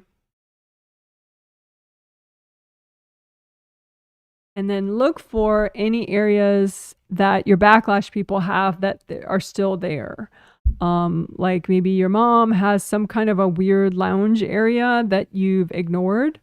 Don't ignore it anymore and just melt it away with gold light because it's your path, your spiritual path. And, you know, it doesn't matter if these people are confused about free will, it still exists and you still have it. And you can, you know, melt away the little lounge areas that your backlash people have on your path or that anybody has on your path, really, because it's just going to get in the way if somebody has a little hangout space in your spiritual path.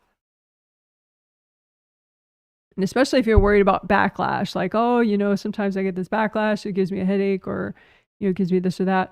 Find the little lounge areas that those people, the backlash people, have on your path and melt it away, because then they have less ability to cause those significant backlash effects. So find the lounges, the trespasser lounges on your spiritual path and melt them away.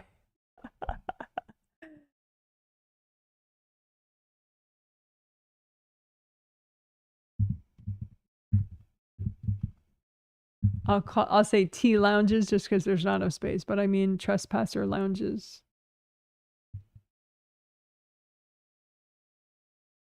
Melt the trespasser lounges that are on your spiritual path.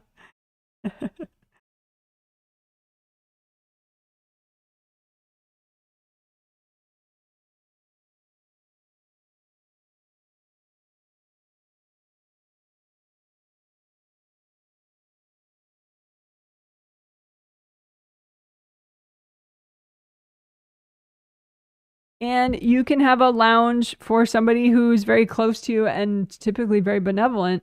And that's still not healthy to have on your spiritual path, because say somebody punishes them, and then if part of them is lounging on your path, now you're both screwed, which doesn't help, So just even the nice people, don't let them have a lounge on your path. They can support you cleanly from outside of your path. And that's actually helpful. But if they're in your path, then you guys both might get sick at the same time.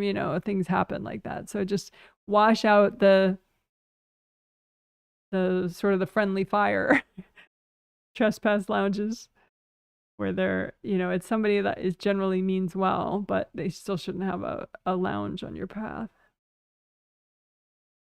Melt those away.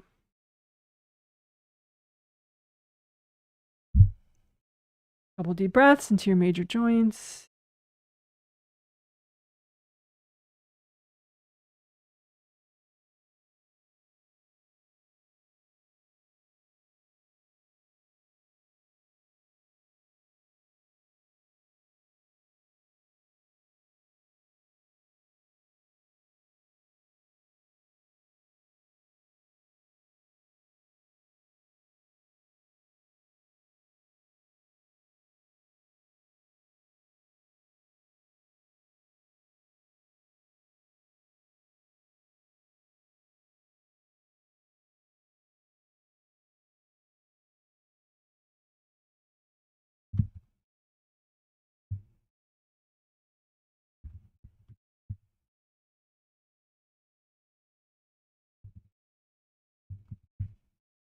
Okay. So you can have, we're not all saints here, just because you meditate doesn't make you like, the Dalai Lama or something, where, you have just unearthly levels of respect for others. You can still have some kind of baggage subconsciously that causes you to be invasive sometimes with other people, right?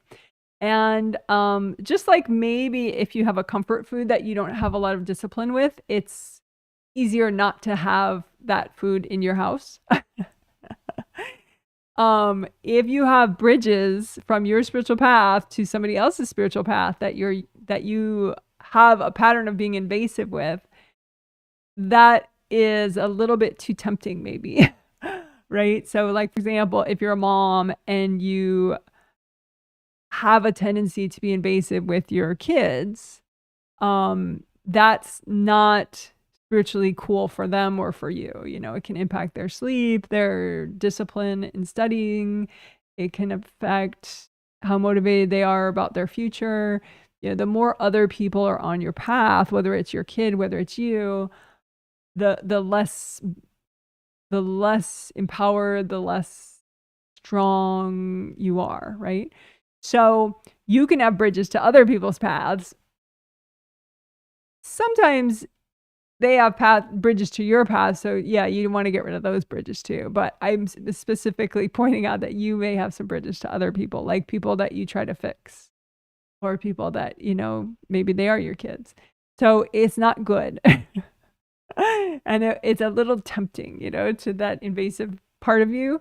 So I would suggest that you melt those, because those people have angels, and it's more powerful if you just pray to their angels. You know, angels, please help my son with this, or angels, please help my husband with this, you know, versus you know, keeping that bridge there. So then you like wander on and try to interfere, and you get in the way of their growth, right? So just imagine your path, and imagine any bridges that other people made onto your path, and imagine the bridges that you've made onto other people's paths, and just melt both sets of those bridges with gold light.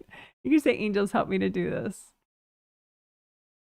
If there are any agreements in the way of that, any unhealthy agreements in the way of you melting the bridges, just say, angels, can you help me with these agreements? Or you can melt them yourself with gold light, but you can just say, angels, help me, if you feel nervous about it.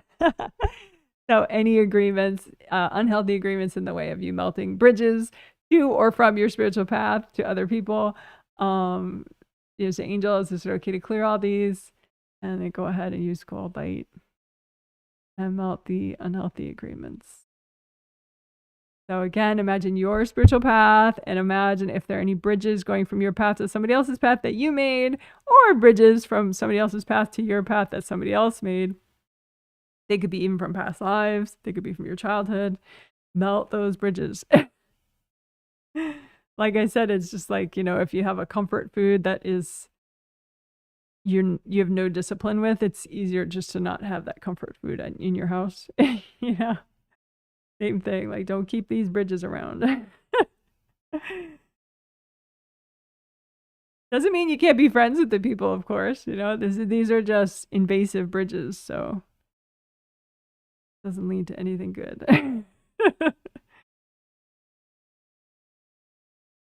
All right, good job, good job, good job. That was clearing trespassing baggage, and then we also melted bridges.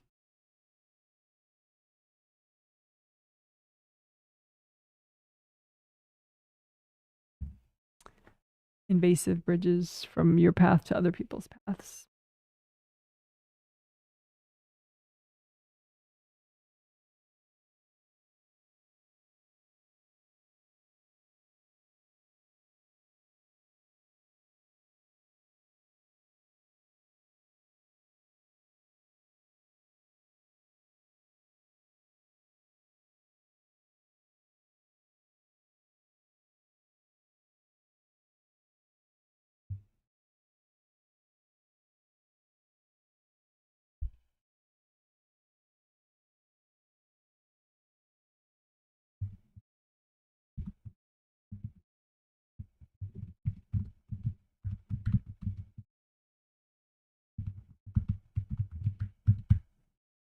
Okay, so I talked about this in the intro. It's one of the three main things we're doing today. One was just non-resistance, all flavors of non-resistance. One is spiritual path, making it just for you, which we just finished.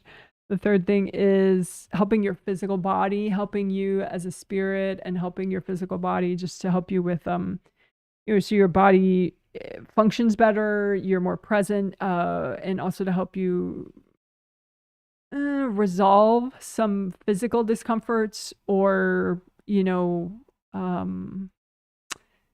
if you have physical conditions, hopefully to make them less extreme. And I would not suggest that you don't need physical level treatment as well. If you do, you do, you know, acupuncture, for example, or massage, or chiropractic care, or, what else is a good example? Working out, exercise, stretching, all that good stuff. Okay, so what is your body holding on to? You can just imagine out in front of you, like you could put your hands out and just hold some unhealthy burden that your body's holding on to. And just imagine what that is. If you don't like having contact with it, you could just imagine it like 10 feet in front of you. But I don't mind having contact with it because it's already burdening my body. So it's like I've already been, you know, in contact with it. But anyway, what is your body holding on to that's unhealthy? And you can spend a moment if you want and intuit what it is. Is it from a past life? Is it from this life? Is it, your trauma baggage? Is it just dumped energy from somebody else? And you could blow it up, or you could burn it with gold fire and melt it away that way, or you can give it to your angels and say, angels, here you go. Couple deep breaths. And you can do this in general, and you can also hone in on certain issues or parts of your body. So for example, if you've been having neck and shoulder issues, you can imagine what your body's holding on to that's contributing to your neck and shoulder issues. And again, just take a minute if you want and be aware of if it's from a person, if maybe it's just a bunch of invasive beings, whatever. And you can say, angels, can you help me with this? Or you can blow it up. Okay, so again, you can be aware of, like say if you have a sleep issue, there may be something your body's holding on to, contributing to that sleep issue. So just be aware of what is your body holding on to causing any sleep issues or productivity issues or physical pain issues. Be aware of it a little bit if you want. And you could blow it up, or you can burn it with lots of gold light, or you can give it to your angels. The angels help me with this.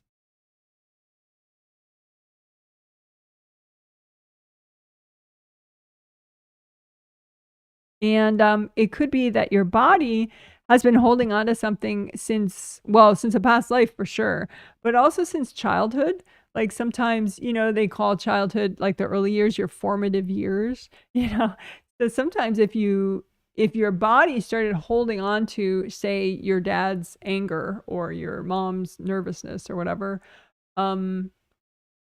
back when you were 3 or 4 years old, it becomes second nature. And so then you might not even be considering, even in a clearing exercise like this, it might not occur to you that that's something that your body was holding on to, because it's been almost your whole life. So you really don't even,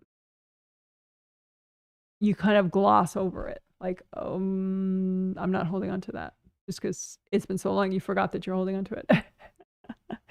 So we could specifically, think of some childhood stuff from this childhood in this life. What is your body still holding on to that's unhealthy?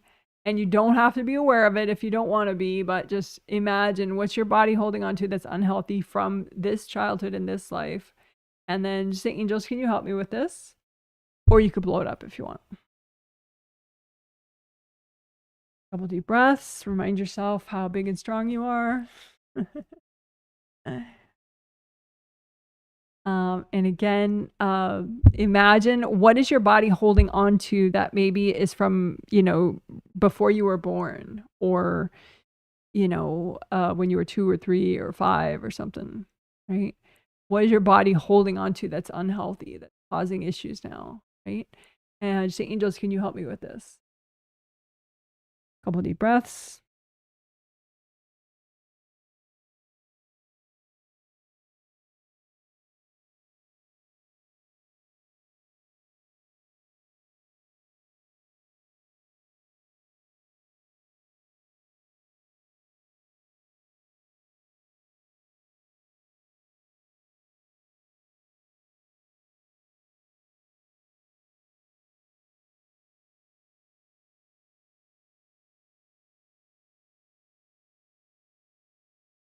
So one of the, I have in this heading too, what is it holding onto, but also clear resistance, right?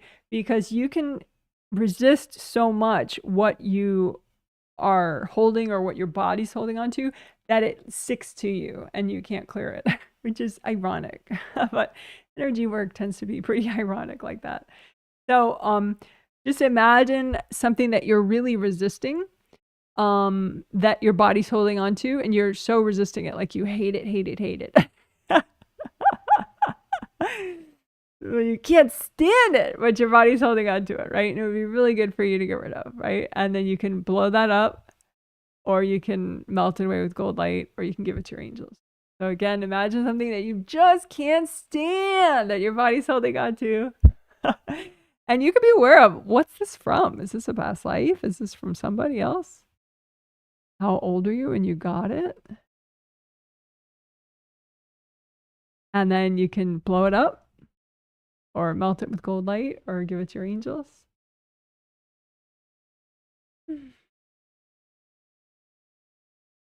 So one more time, we're going to find baggage that you super, super resist. Like you hate it more than anything in the world.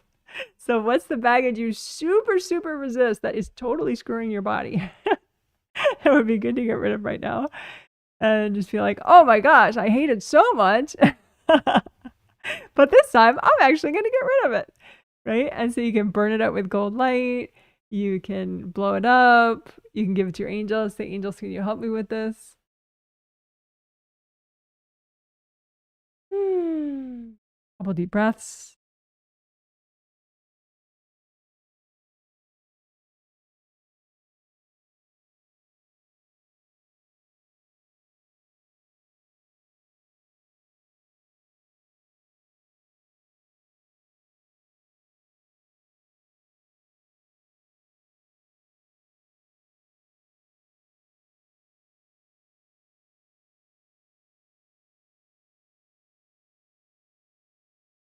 Okay, so we just did clearing baggage that's harming your physical body, or harming your ability to be present in your physical body, that you really, really resist. Like you can't stand it, right? But there's also baggage that you hold on to with a lot of reverence.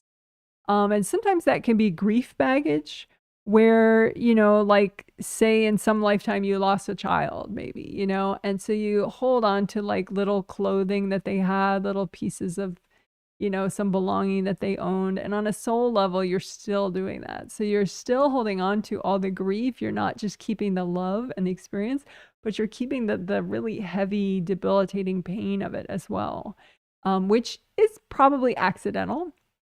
But grief can be very confusing like that. And it can cause you to think that you're just doing something good and beautiful when you're really kind of harming yourself as well. So we can keep the sentimental, beautiful part and get rid of the self-harming part of grief. Okay, so now we're clearing stuff that your body's holding on to, or that you're holding on to as a spirit, that's really harming your body. But it's stuff that you have reverence with. So just imagine some stuff that you have reverence about, some baggage that you have reverence about, which most commonly would be grief, but there could be like heartbreak baggage, something else.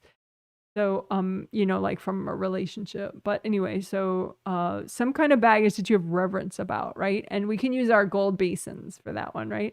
So make a big gold basin, fill it up with gold water. So, and then you have this baggage. The angels, is it okay to clear all this right now?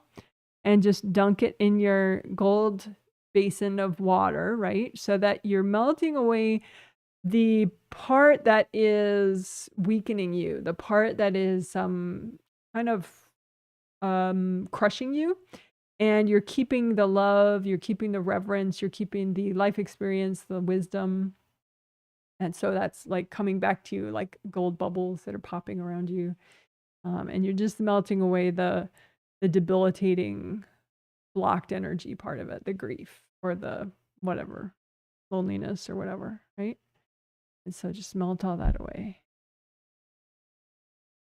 Okay, so we'll do that one more time. So like I said, sometimes your body is holding on to things, or you as a spirit is holding on to things, and it's impacting your body.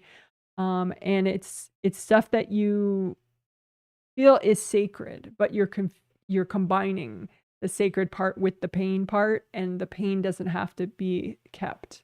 You can keep the sacred good wisdom and experience without keeping the pain. So just imagine your gold basin of light, and imagine your, the yucky but stuff that you're like reverent about. You've been keeping it because it has sentimental value. And just imagine all of that and say, angels, is it okay to clear all this right now? Then go ahead and dunk it in your gold light so that you wash away the part that that wouldn't help you. And you can keep the sacred part, the wisdom part, the learning part, all the good stuff. Right? The friendship with whatever person that was, if it still exists, of course you're keeping that. You're not getting rid of that, but you're just getting rid of the pain, the blocks, the crushing part. Right? So just wash it out and get all the good stuff back as gold bubbles all around you. Wash away all that yuckiness. All right, good job. Then you can get rid of your gold basin. Good job, good job, good job.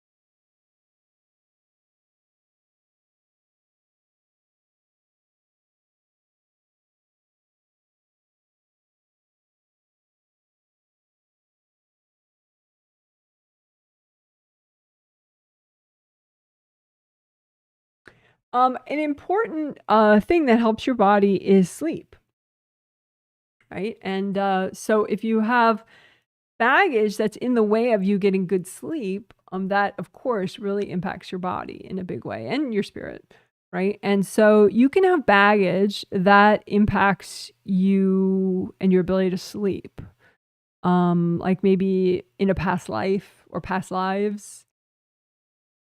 Something happened while you were sleeping. So now you're like, okay, I'm not going to go to sleep again. Like a part of you doesn't want to go to sleep. Or, for some reason, sleep just doesn't feel safe for you. And a big part of that can be just old baggage around sleep. Baggage that's making it hard to get good sleep, right? So you don't have to know exactly what flavor of present or past life baggage is in the way. You can just clear it, right?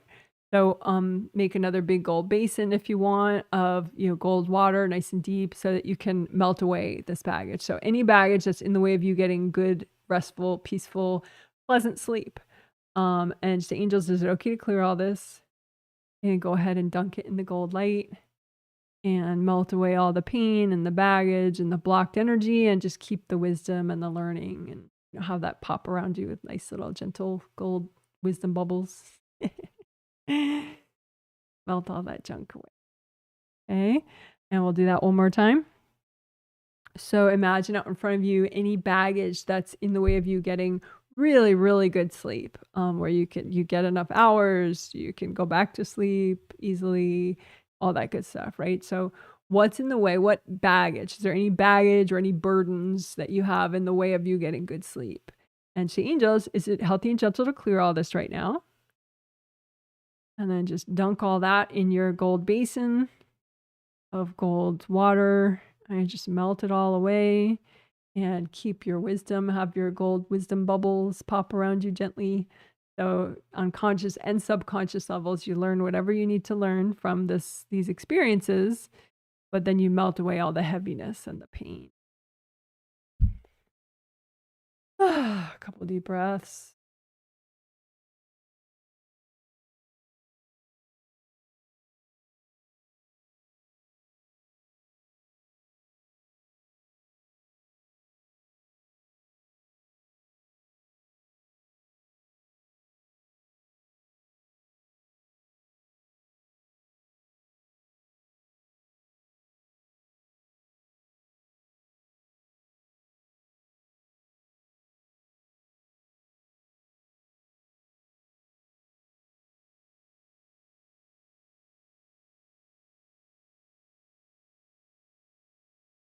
So sometimes you can have things, I think this is maybe the last one we're going to do in this your body section.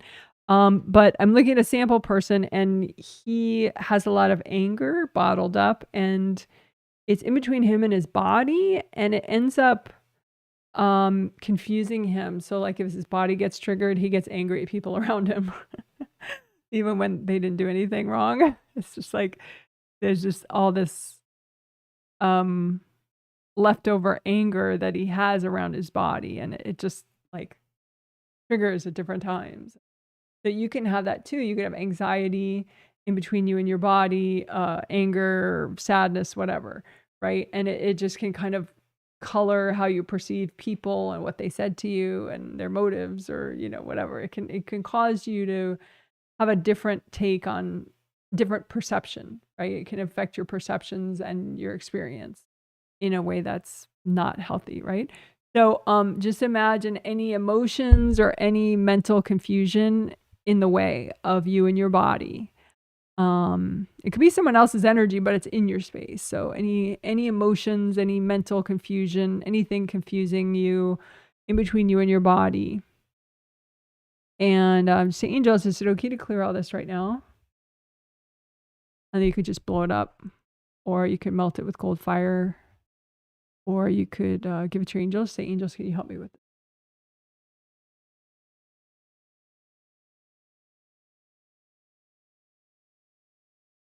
Couple deep breaths.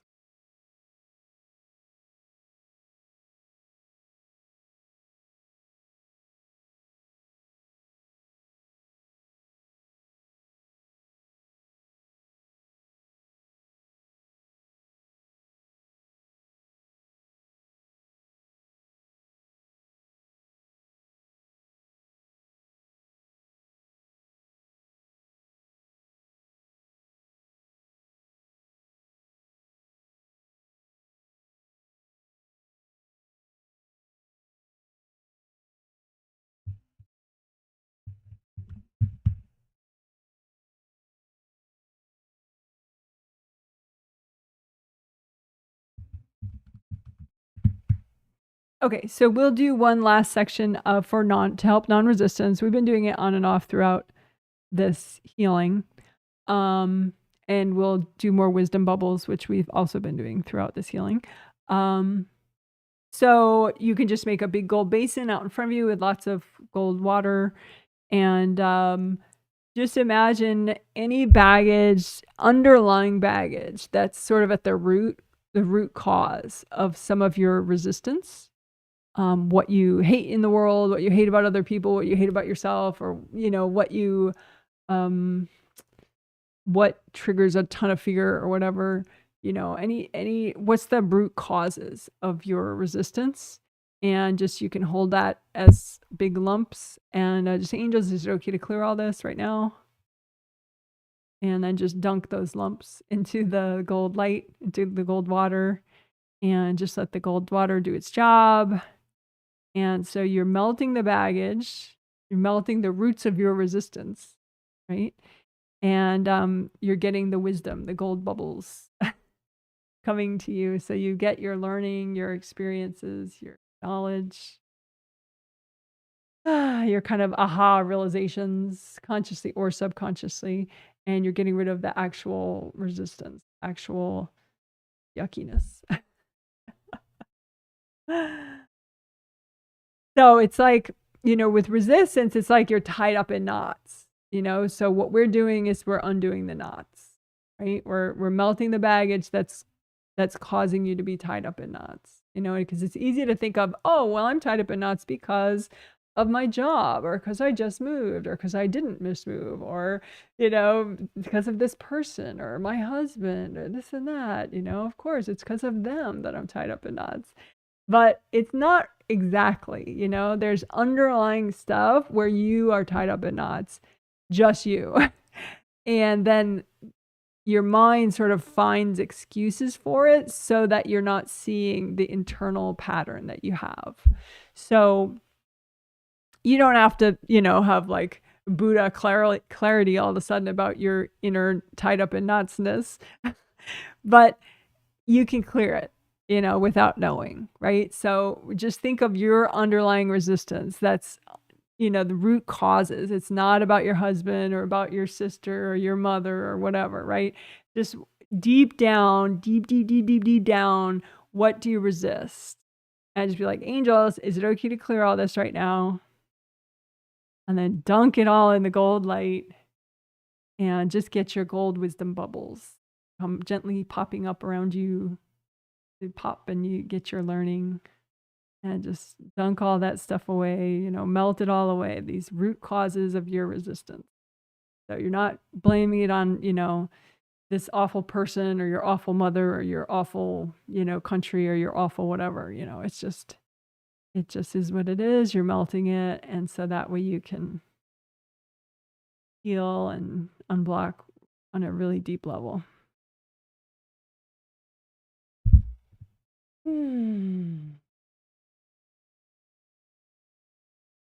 All right. And then you could do some energy healing flowers just for extra nourishing to help you with non-resistance. So non-resistance flowers. So we could say wisdom bubbles and flowers. Right. So just make a lot of energy healing flowers to give yourself positive realizations so you can learn about non-resistance, just to help support yourself. How can you nourish yourself so that you have more non-resistance, more strength, right? So make energy healing flowers to help your strength, to help your non-resistance, and say, angels, can you check my flowers? And give them to yourself. Deep breath. So one more time, make energy healing flowers to help nourish yourself so that you can be stronger, you can be more balanced, you can be happier, you can be more badass. Right? Badass flowers. And then have your angels check your flowers and give them to yourself. One more time, and that's it. You can do as much as you want later, though. So make energy healing flowers to help you be more and more of a spiritual badass. Help you with your non-resistance, to help you have your positive realizations, help you with your manifesting. Angels, can you check my flowers? And give them to yourself. Deep breath.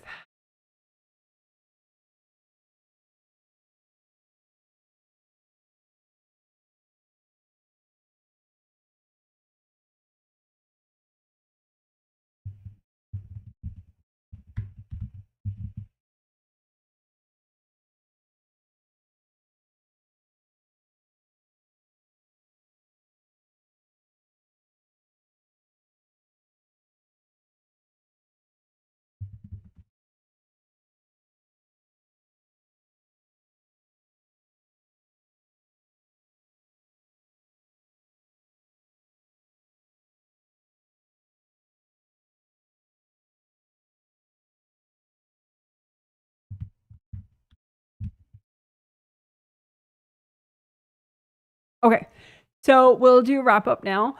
So just imagine all your stuff, a copy of you, your 17 auras, your astral body, your physical body are inside there. Imagine both your connections to the core of the earth. Come nice and wide. Red or orange or yellow, both the same color. Unblock your groundings with gold light.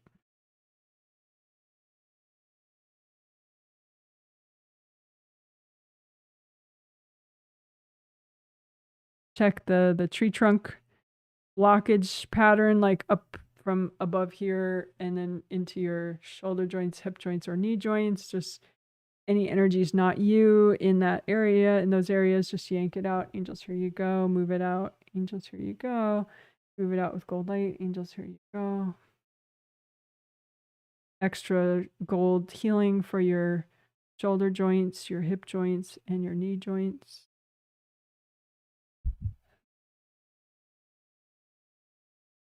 A little bit extra in your neck and shoulders, just unblocking. And up and down your spine. From your spine to your hip bones, your pelvic bones, down your legs, feet. head, shoulders, arms, fingers, head, spine, legs, feet.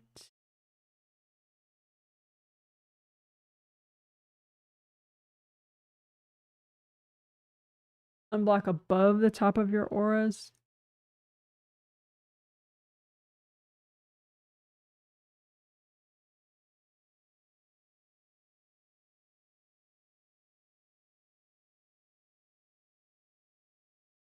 You do your gold buffer zones. GV and CV meridians. So GV we already did. I'll just do it quickly. It goes up your back, starts in your crotch, goes up your back, hooks around your head to the roof of your mouth. CV meridian, conception vessel meridian, starts in your crotch, goes up straight line up the front, roughly to the tip of your tongue. Oh, you can heal CV and GV. CV manages all your yin meridians. So just double check it. Both these meridians, any meridians, when you heal them, you want them to just be relaxed, like a flowing red river in a flowing red tube. No leaks. Just repair and unblock. Hold light.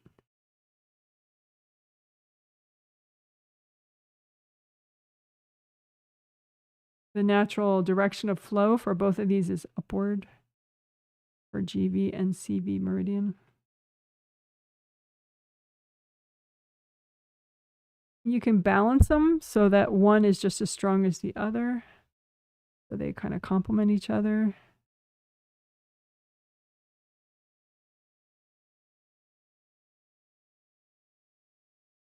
All right, and then stubborn triggered energy blocks. Those are just energy blocks that are still not cleared after we've done 5 trillion different clearing exercises today.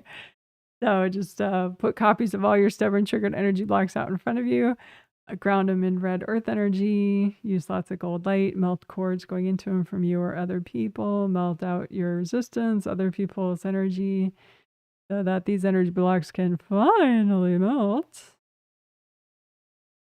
Oh my goodness. Make another pile out in front of you. Any stubborn triggered energy blocks, same thing. Red earth energy, melt cords, gold lights. You can blow them up too if that's amusing for you. Ah, nice, nice, nice.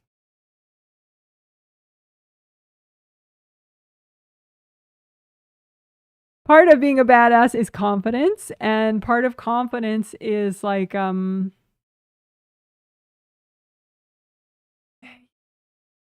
know, there's that expression, fake it till you make it, and it's sort of like that in a way. Like you can talk yourself into more confidence to a certain extent. I mean, you know, you need to do the healing and stuff, but yeah, we already did the healing, so we can now talk ourselves into it.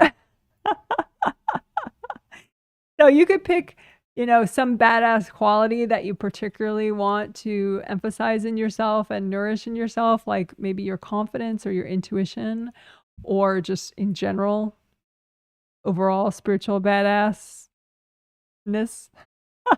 osity.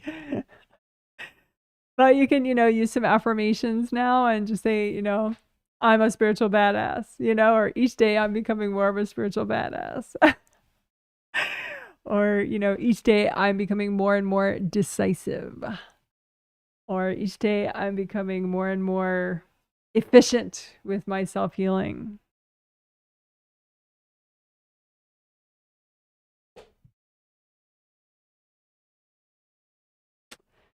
And as we wrap up, you can ask your angels for a healing. Angels, can you help me wrap up this healing? Angels, can you help me be more and more and more of a spiritual badass?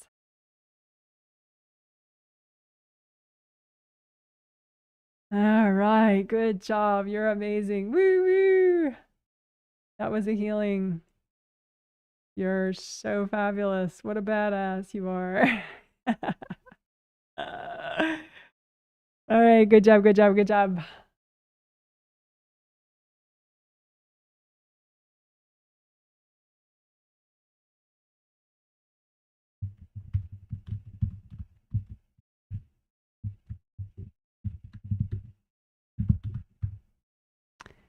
Okay, so I'm gonna check and catch up with chat comments. If you have any comments about what this healing was like for you, or about the theme, or different topics I discussed in this live stream, you can feel free to chat, text them right now.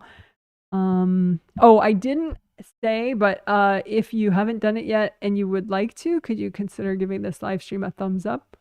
Even if you're watching it later as a video, it does definitely help. And here's my thumbs up for you. You're amazing. Woohoo. All right. So looking at chat comments. Hi, Janet. We can see and hear you in Chicago, 70 and sunny. That sounds nice. Hey, Janet, can see and hear you from sunny San Francisco, California, 67 degrees Fahrenheit. That's very mild. I could do a lot of gardening at 67. If I had time and energy and wasn't busy doing other things. But at least the weather would be good for it. So this is, hey, Janet, good morning from Las Vegas, Nevada. 103 degrees Fahrenheit. That's very hot. Looking forward to this healing. Thank you. You're welcome. Someone says, this makes sense for my mom about spiritual path and hangout spots. Yes. Chunk and Bubble was the old name. Chunk and Bubble. That's funny. Chunk and Bubble.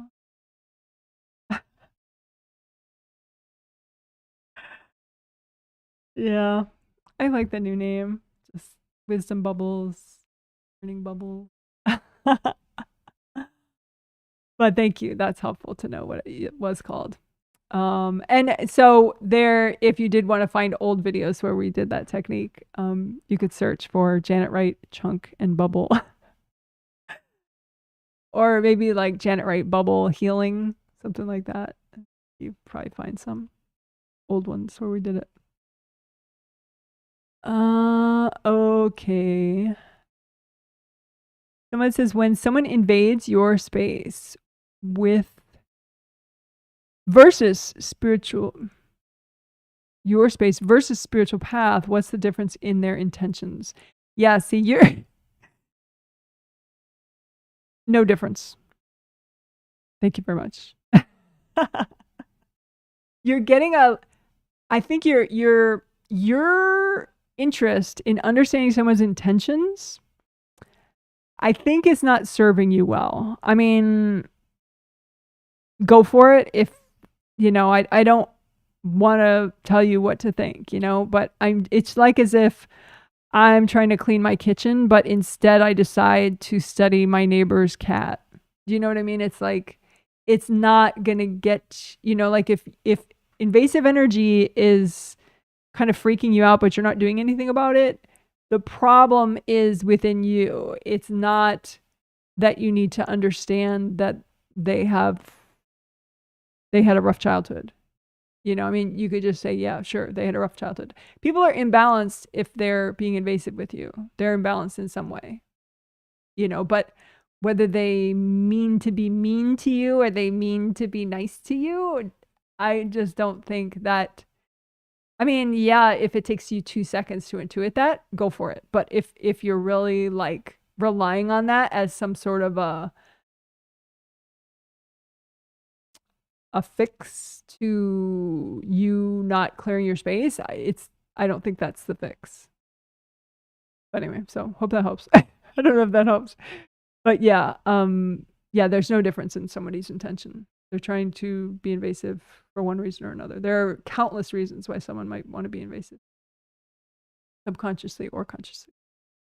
Someone says, yay for the physical stuff. I'm a housekeeper with a sore body. LOL. Yeah.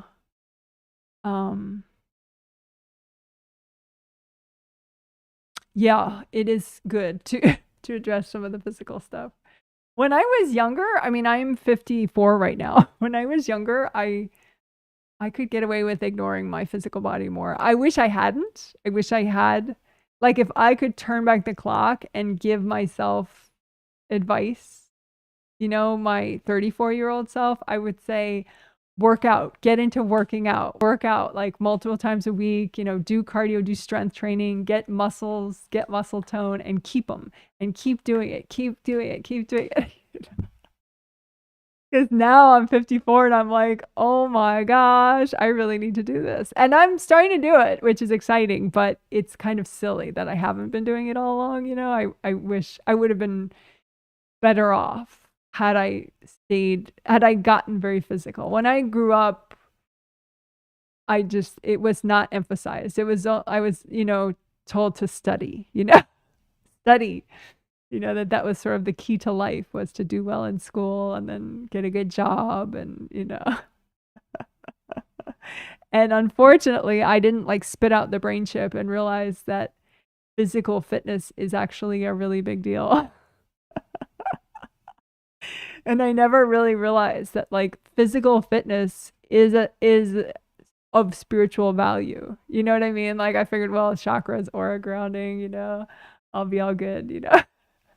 And it does help your physical stuff, but not enough. Like you do need the physical activity and the physical, strength, and you need to maintain that. And like you can have physical strength at like 20 from doing absolutely nothing. But if you do absolutely nothing at 54, you have like no strength whatsoever, like to the point where it's like literally physically dangerous for you. So anyway, that's my little thing. But yes, so physical stuff. There will be more and more physical stuff in these healings to help everybody's body, so that everyone realizes that physical strength, physical fitness, body connection is all really spiritually valuable. I'm glad you appreciate it. That's cool. Looking forward to another healing and hopefully another fantastic night of sleep. Oh, good. Yeah. I do have a video. I have a bunch of videos on sleep. But there's one deep thought for sleep. It's like a deep thought video where you're like clearing stuff out of your conscious and subconscious mind, to help with sleep. Could be interesting. I also have an out of body meditation video. If you search Janet Wright out of body meditation, or Sky Jacuzzi is in the title too. Sky Jacuzzi. I'll put it in the title so you can. I'll chat text it. Yeah.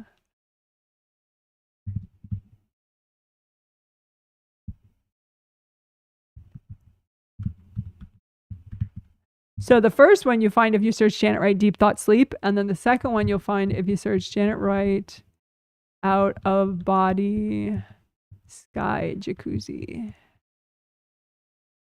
I forget how to spell jacuzzi.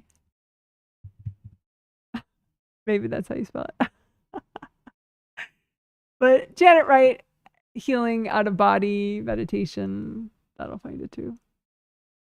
But anyway, someone was saying too, like they had surgery on their body and all this, and it's like, and someone else too, like if you have body situations where it's hard for you to sit and be comfortable enough to meditate, you could do an out of body meditation, like maybe that, if your body, it's so uncomfortable to be present, then you could, my out of body meditation is mindful of clearing from your physical body as well as your astral body.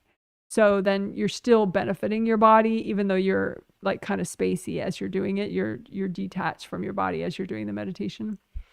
I can't recommend anybody's out of body meditation because I don't know what that person's energy is like or what they're going to say, but I know that my video, that's Janet Wright out of body meditation, I know that one is, that helps both your body and your spirit, and it's safe, But don't do it when you're driving. That should be obvious, but it is not for everyone. Do not do an out of body meditation while you're driving. Oh my gosh. Someone says hello from cool and breezy Ottawa, Canada. Hello to you. 65 degrees. Let's just do this. Yes, let's do it. Someone says tuning in from the Emerald Isle. Well, hello to you in the Emerald Isle. I hope things are peachy for you. Someone says, thank you so much. Grounding blocked up halfway and had to redo it. Yeah, that's very nice that you noticed. Also, headache, removed hard objects, angel advice for meeting with, and you're mentioning a person, apology, same as the next meeting with this other person, stick to business other.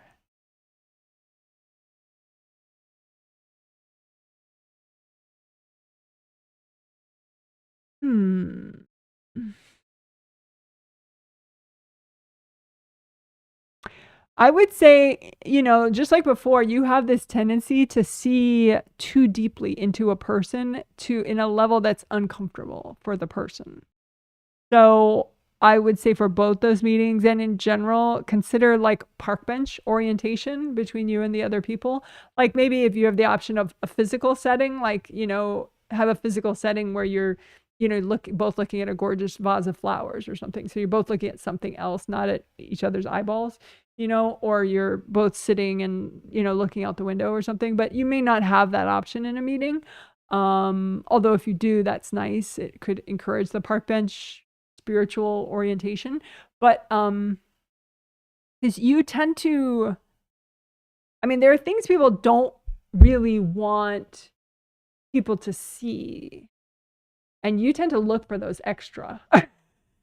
And then you want to talk to them about what they don't want you to see, so it's like, try to rein that back, just think park bench, think less is more, allow people to come to their own conclusions and their own, it's like, you can give like little hints, and then people will hear what they want to hear, and it's generally more harmonious that way and productive. You're still saying stuff, and you can say everything you want to say with the message flowers in advance.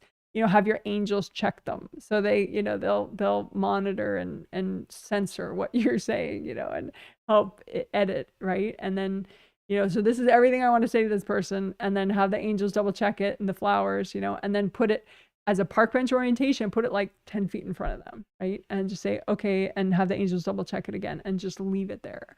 So then it kind of doesn't matter what you say on a conscious level, because you already said whatever was angel approved of what you wanted to say. And so you could just say A, B, C, D, and it's good enough, because they'll receive what they are able to receive in a, angel approved way. And, so that, so I would say message flowers in advance, ideally the day before a meeting. So there's a whole night that they can sleep and process. But if you don't have that option, just before the meeting, angel message flowers, and then park bench orientation, just to help rein yourself back, so you're not like doing a colonoscopy on the person while you're talking to them.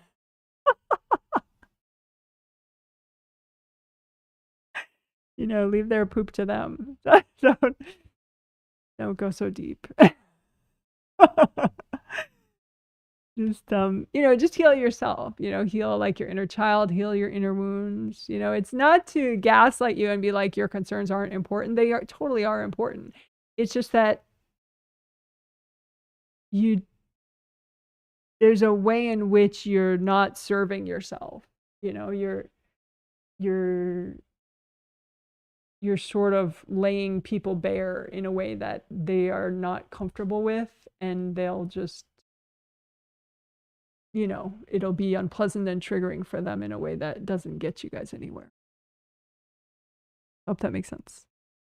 All right. I would say that same advice holds for both meetings and any meeting you have in the next couple months, probably.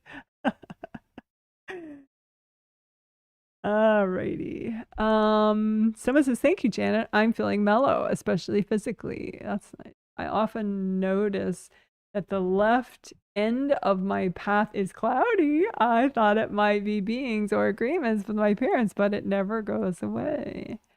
Yeah, so it looks like little small gardens that are, there's some invasive beings, but then underneath that is like a garden for each of your family members. Like a little hangout, like sort of backyard. So your mom has a backyard, your dad has a backyard, then your brother, then your sister, and then like 2 different friends of yours have backyards on your path on the left side. So clear your baggage that allows that. Clear your trespassing baggage, that allows you to think that's cool, and just melt that away. And then half of the gardens will probably evaporate just from that. And then clear any agreements that cause you to allow trespassing on your path, and that should take care of the rest of the gardens. Trespasser Gardens. Someone says, I love these simple techniques like what is your body holding on to? And I was practicing this morning for my back issues, but I could not read the vibe of the baggage. So I default to general. Is it because of being in denial in my case? Well, I just want to point out that you can clear it without knowing consciously what it is. So don't let that hold you back, you know? And I think the more you clear, the generally the more clarity you get, you know, whether it's right then in the moment or it's just later, you kind of realize things, you know? And so sometimes realizations, you know, you might get a realization a week later or some clarity or some, you know, so the delayed effects can happen even if you don't know consciously. But I mean, if you were saying back issues, I mean, I think there's a lot that your back holds on to. Burdens from past life family members, so even some marital problems that your parents had when you were growing up, some of their back and forth stuff, like manipulative energy they had with each other, and sort of like a frustration that they had within their marriage. Your back is sort of holding that, like some big rocks of that. Some of your husband's junk with his extended family, your back is holding on to.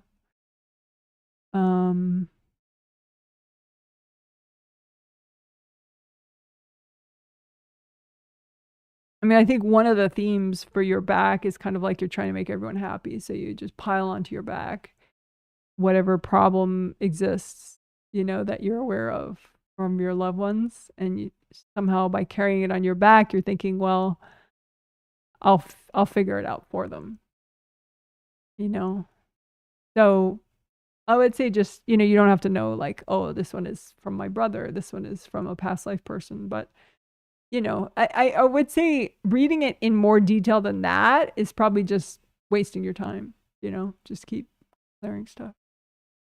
You know, and then you can also combine it with energy healing flowers. So nourish your back. Here's strength for your back. Here's, you know, self-love that could help your back, right? Because a lot of times if you keep taking on everyone else's issues, there's sort of a self-love problem where you're not valuing yourself enough and you're just thinking that you're sort of like the tissues of the world, right? And everyone should blow their nose in your tissues, right?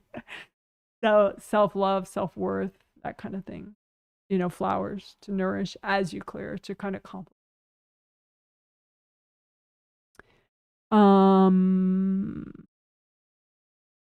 Says, thank you, Janet. You're welcome.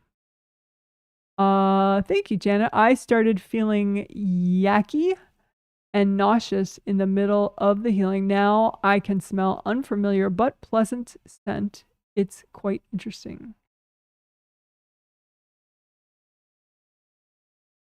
Yeah, I think the unfamiliar but pleasant scent is from your angels. The nausea in the middle of the healing. I mean, some of the techniques were very central for you. I mean, they're central for a lot of people. That's my goal, but definitely for you, like the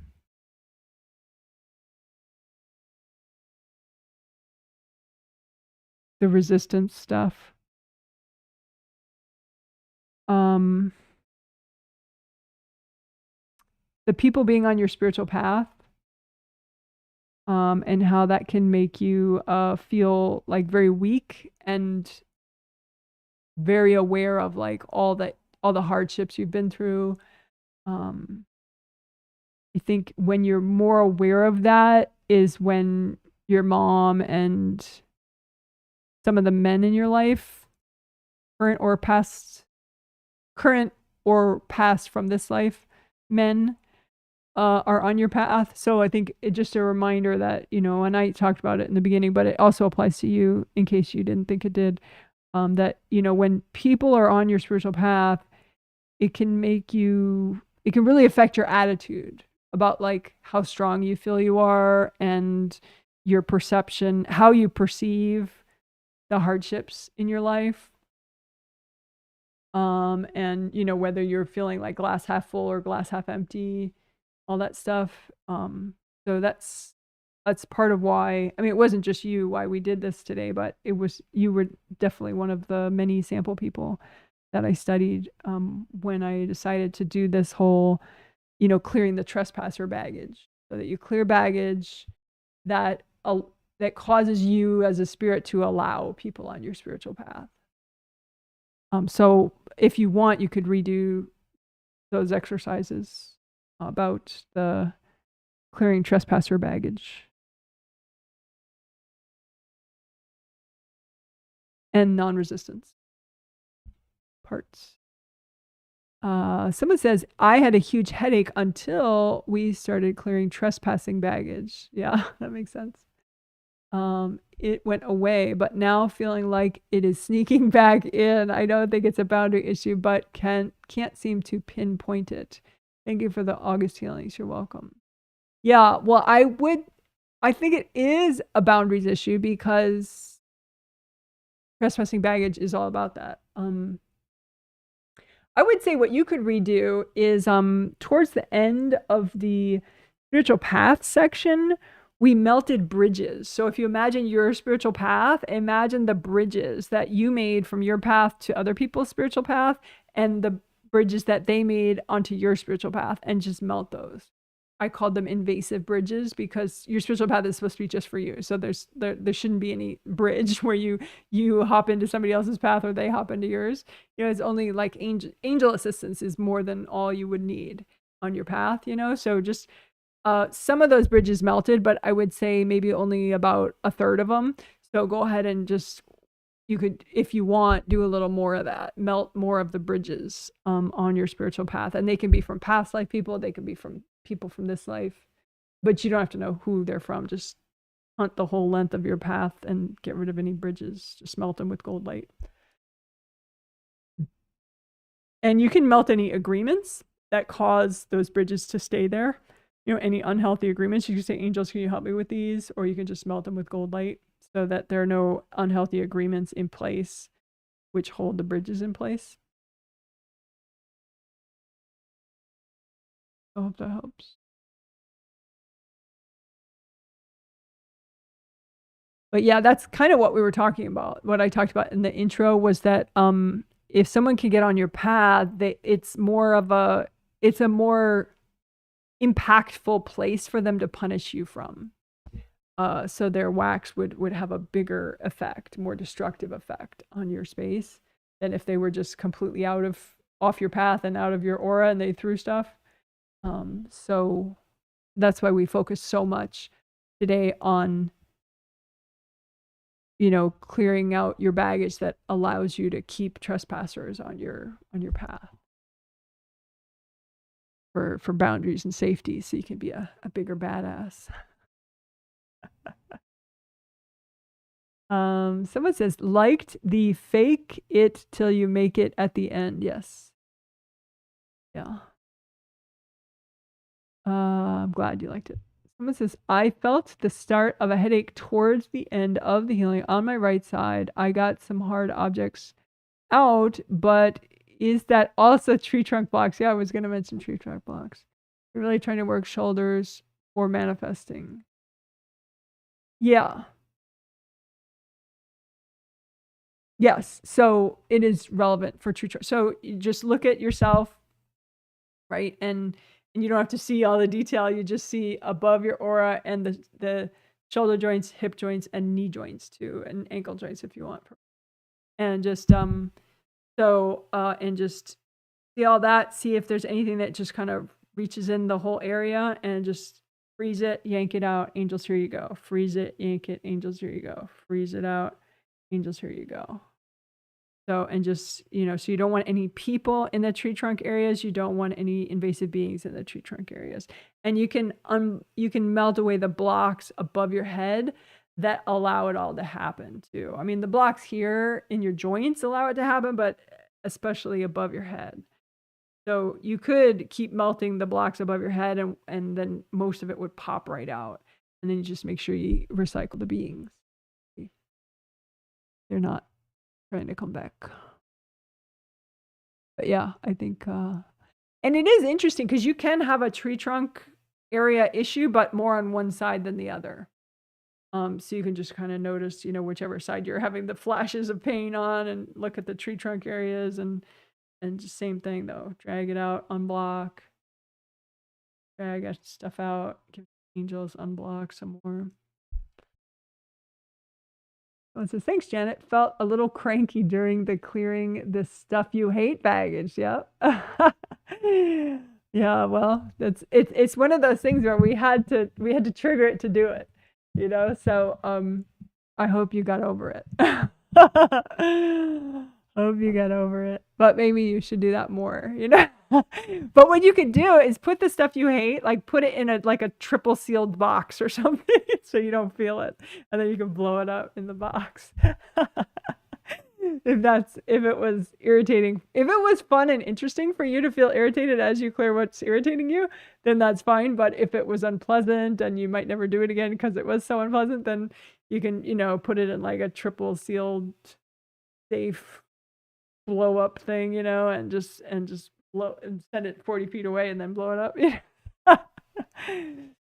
But yeah, that's probably a good one for you to repeat though. That's what that means.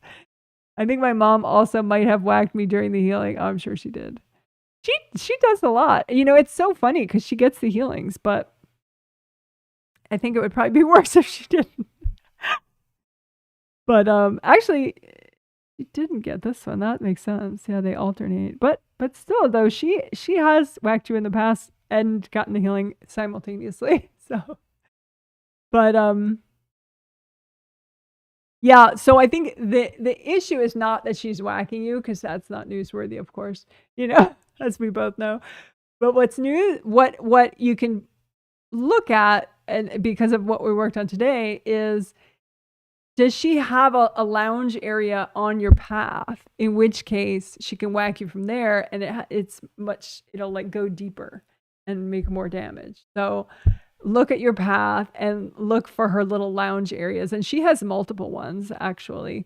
She has like 2 that are really like creamy, yelly, like really high vibration white. They look like they have all these white icicles.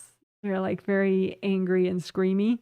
And then those are like 2 little areas in front of you on your right side of your path. And then she has like kind of like this, it's like sort of swampy and muddy, and it's like her complaining about like a million things and complaining about you and what you could have done differently and why don't you do this and why don't you do that and blah blah blah. So that's more of a heavy complainy kind of a thing, and that's on the left side of your path, and that's longer.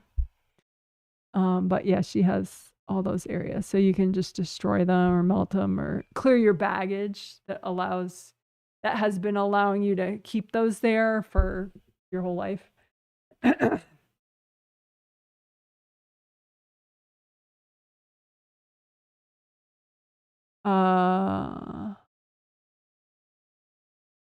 So are you in 7th? I mean, right now that you're clearing those areas of your mom, you're in all your chakras. Right before you started clearing all those areas, those trespasser gardens of your mom's on your path, before that you were in 7 through 3. But now that you're making good progress on clearing out her gardens on your path, you're in all your chakras.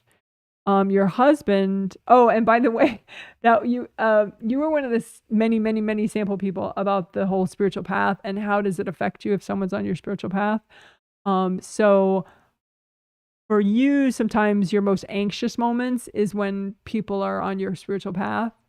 But also when you're worried about your husband, it's because he has areas on your spiritual path. And so just by him being in those areas on your path, it gives you this preoccupation with his issues as opposed to your own.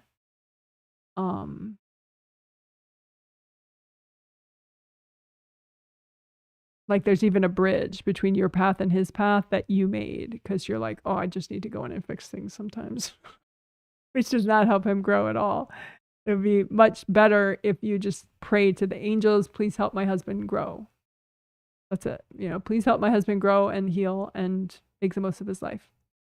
But yeah, so you could melt the bridge between the invasive bridge between your spiritual path and your husband's spiritual path.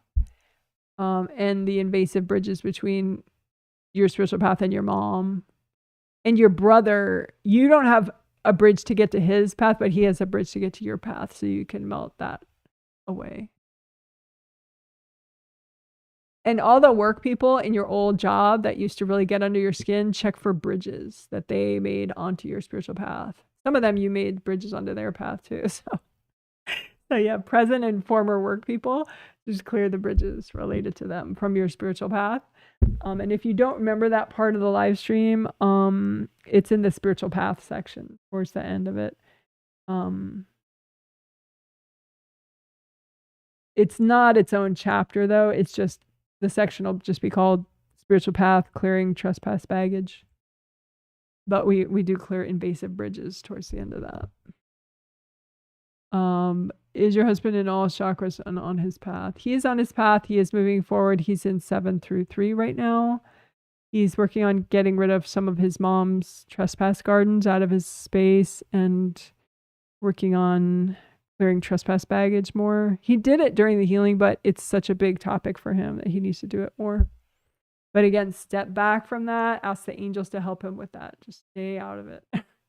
Because it's much harder for people to be aware of their patterns if you're in there talking to them about it, like in their head talking about it, because then all they hear is you talking and they're just like, and it gets you in trouble. So just silent and in your space so then he can hear his angels about it.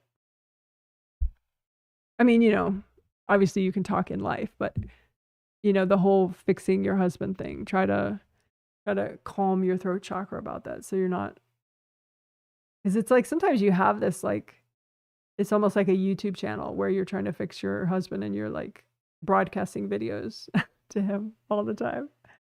And it doesn't have the effect that you want it to have, so just heal your throat chakra so that you can use it for like serenity and peace of mind, which you totally need.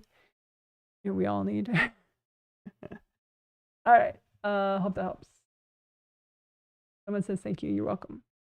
Someone says, thanks, Janet. Feeling relaxed, yet also tense. Anything else I could work on? Relaxed, but tense.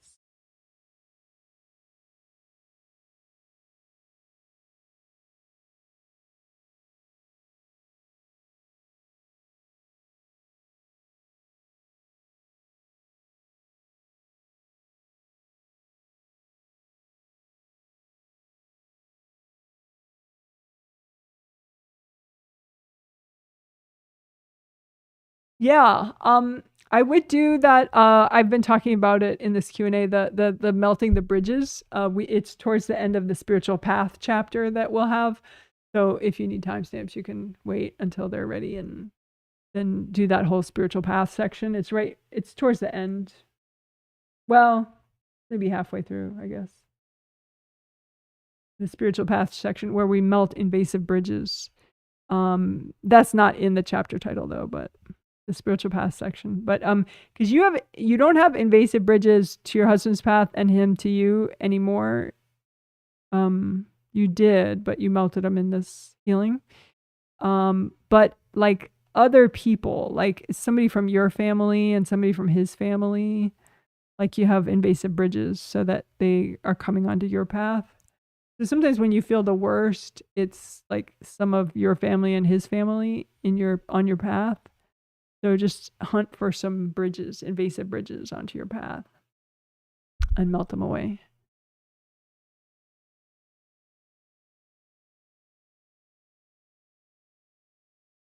And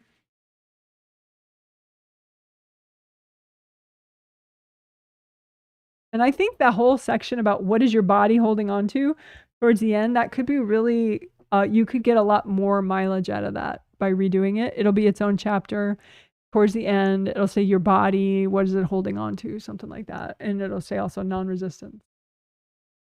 And that does feature into like physical body issues like aches and pains, injuries, illnesses. And it's not to like victim blame and, oh my gosh, you know, you're only ill because, you know, you fucked up spiritually or something. You know, it's not like that. But it could help you. I mean, because sometimes, you know, there are spiritual aspects of an illness where like it's to force you to learn things. And so, you know, if you learn faster, maybe that'll help. You know, so you can do some of that, you know, the bubbles thing we did towards the end. We did it, you know, the knowledge, wisdom bubbles. You know, you can, okay, whatever baggage I'm holding on to that's impacting my physical body and my physical body illnesses, just melt them and then get the wisdom bubbles and just keep working on that. Present and past life baggage. You don't have to know what it is, you know, just keep melting baggage that contributes to physical issues, including illness.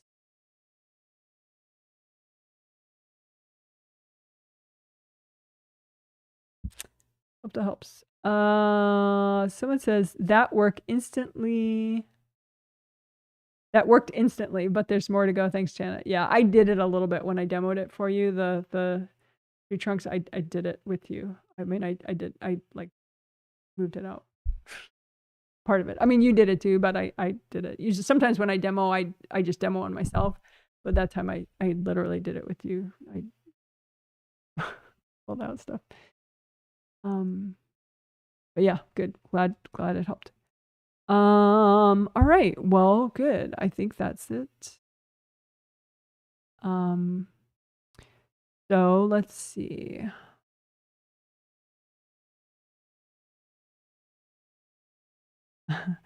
Garden update. Not much. We're still getting rain. I had to I bought this Irish Spring soap, which is like, it's just a soap. But it smells a lot. Like it's this green soap and it has a lot of like artificial perfumes in it, I think. And I don't know why it's supposed to be Irish. I think that's just a weird gimmick. But it's this green soap that has a lot of perfume in it. And apparently deer hate the smell of Irish Spring soap. And I can see why it stinks a lot. But anyway, so I bought like weeks ago when these deer came into the garden and they ate way too much. Usually in the past they haven't eaten way too much, so I've always been like, oh, it's fine, you know, we grow extra for the deer, you know. But this time they were like very targeted and they decided they loved my green bean plants and they almost made it so that we wouldn't have green beans at all this summer, but fortunately they've rebounded. But anyway, so I decided to go and buy a whole bunch of Irish Spring soap and put it in these bags all throughout the garden, especially around the green bean plants, to deter the deer from wanting to chomp on everything. And so I think that's been helping.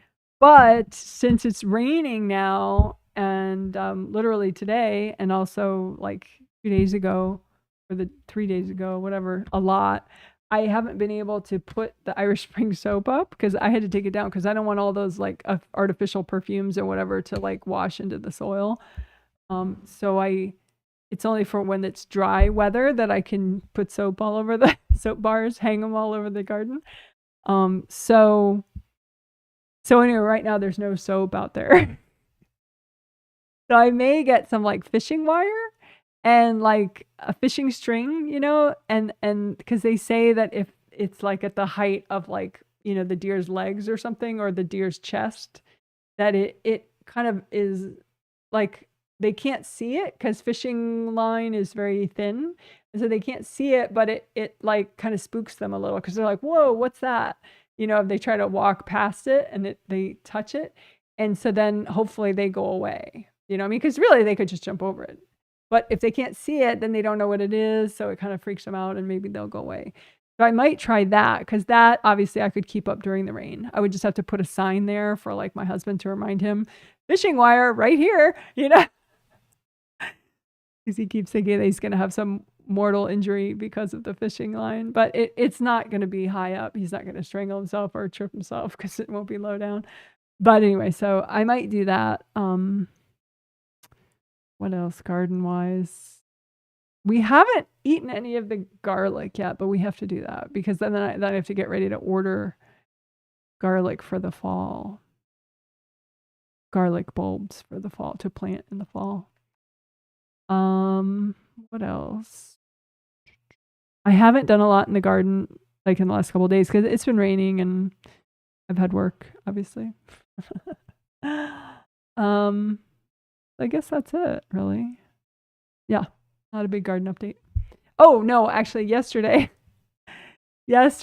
I harvested a whole bunch of sage seed, like culinary sage, like cooking sage. We have all these sage plants and they're good for the garden, and they have these really pretty purple flowers in the spring, which is nice because it's kind of early in the spring before everything else is blooming. So it gives the bees something to enjoy, you know, the pollinators. So I wanted to plant even more sage than I already have. So I harvested some of the seed, which is really easy to do. And so now I have like so much sage seed. It's really funny. But I'm toying between like, okay, should I give it to somebody else, some of my sage seed? But then like, I kind of like it, you know? So I think I might just like throw it around, you know? And so the question is, do I throw it around this fall and then it just comes up in the spring, hopefully? Or do I wait and throw it around in the spring? I'm not sure about that. But anyway, it was really easy to harvest, and that's kind of cool. So now I have this little seed envelope that's like bulging of sage seed, which is kind of cool. But sage plants, I do recommend if anyone wants to plant them in their garden. Kind of cool. Okay. So let's see. Now I will show Izzy.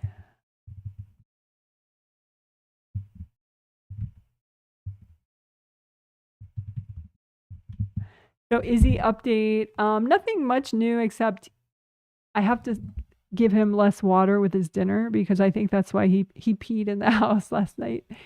But I gave him a lot of water with his dinner, so I think it was my fault. So I'm gonna have to give him a lot less water with his dinners. Poor baby. But he's somewhere here. Let's see, where is he? Oh, he's in his little crate. Okay, so he's in his cat carrier, and the cat carrier has a cute little new blanket in there. So I'll show you Izzy. And then that's it. So wait, I'm gonna have to take the camera over to him.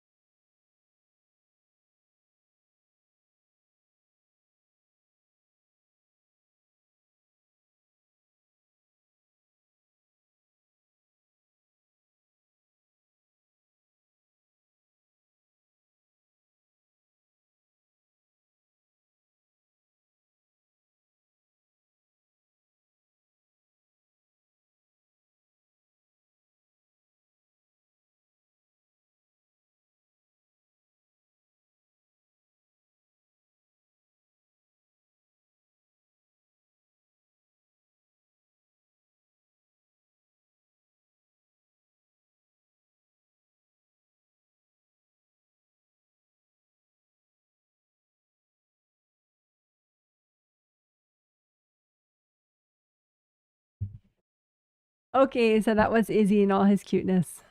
All right. I hope you guys have a good morning, afternoon, evening, whatever's next for you. And good for you. You are a badass. Yay, you are a badass. You're a total badass. Thumbs up to you. Bye.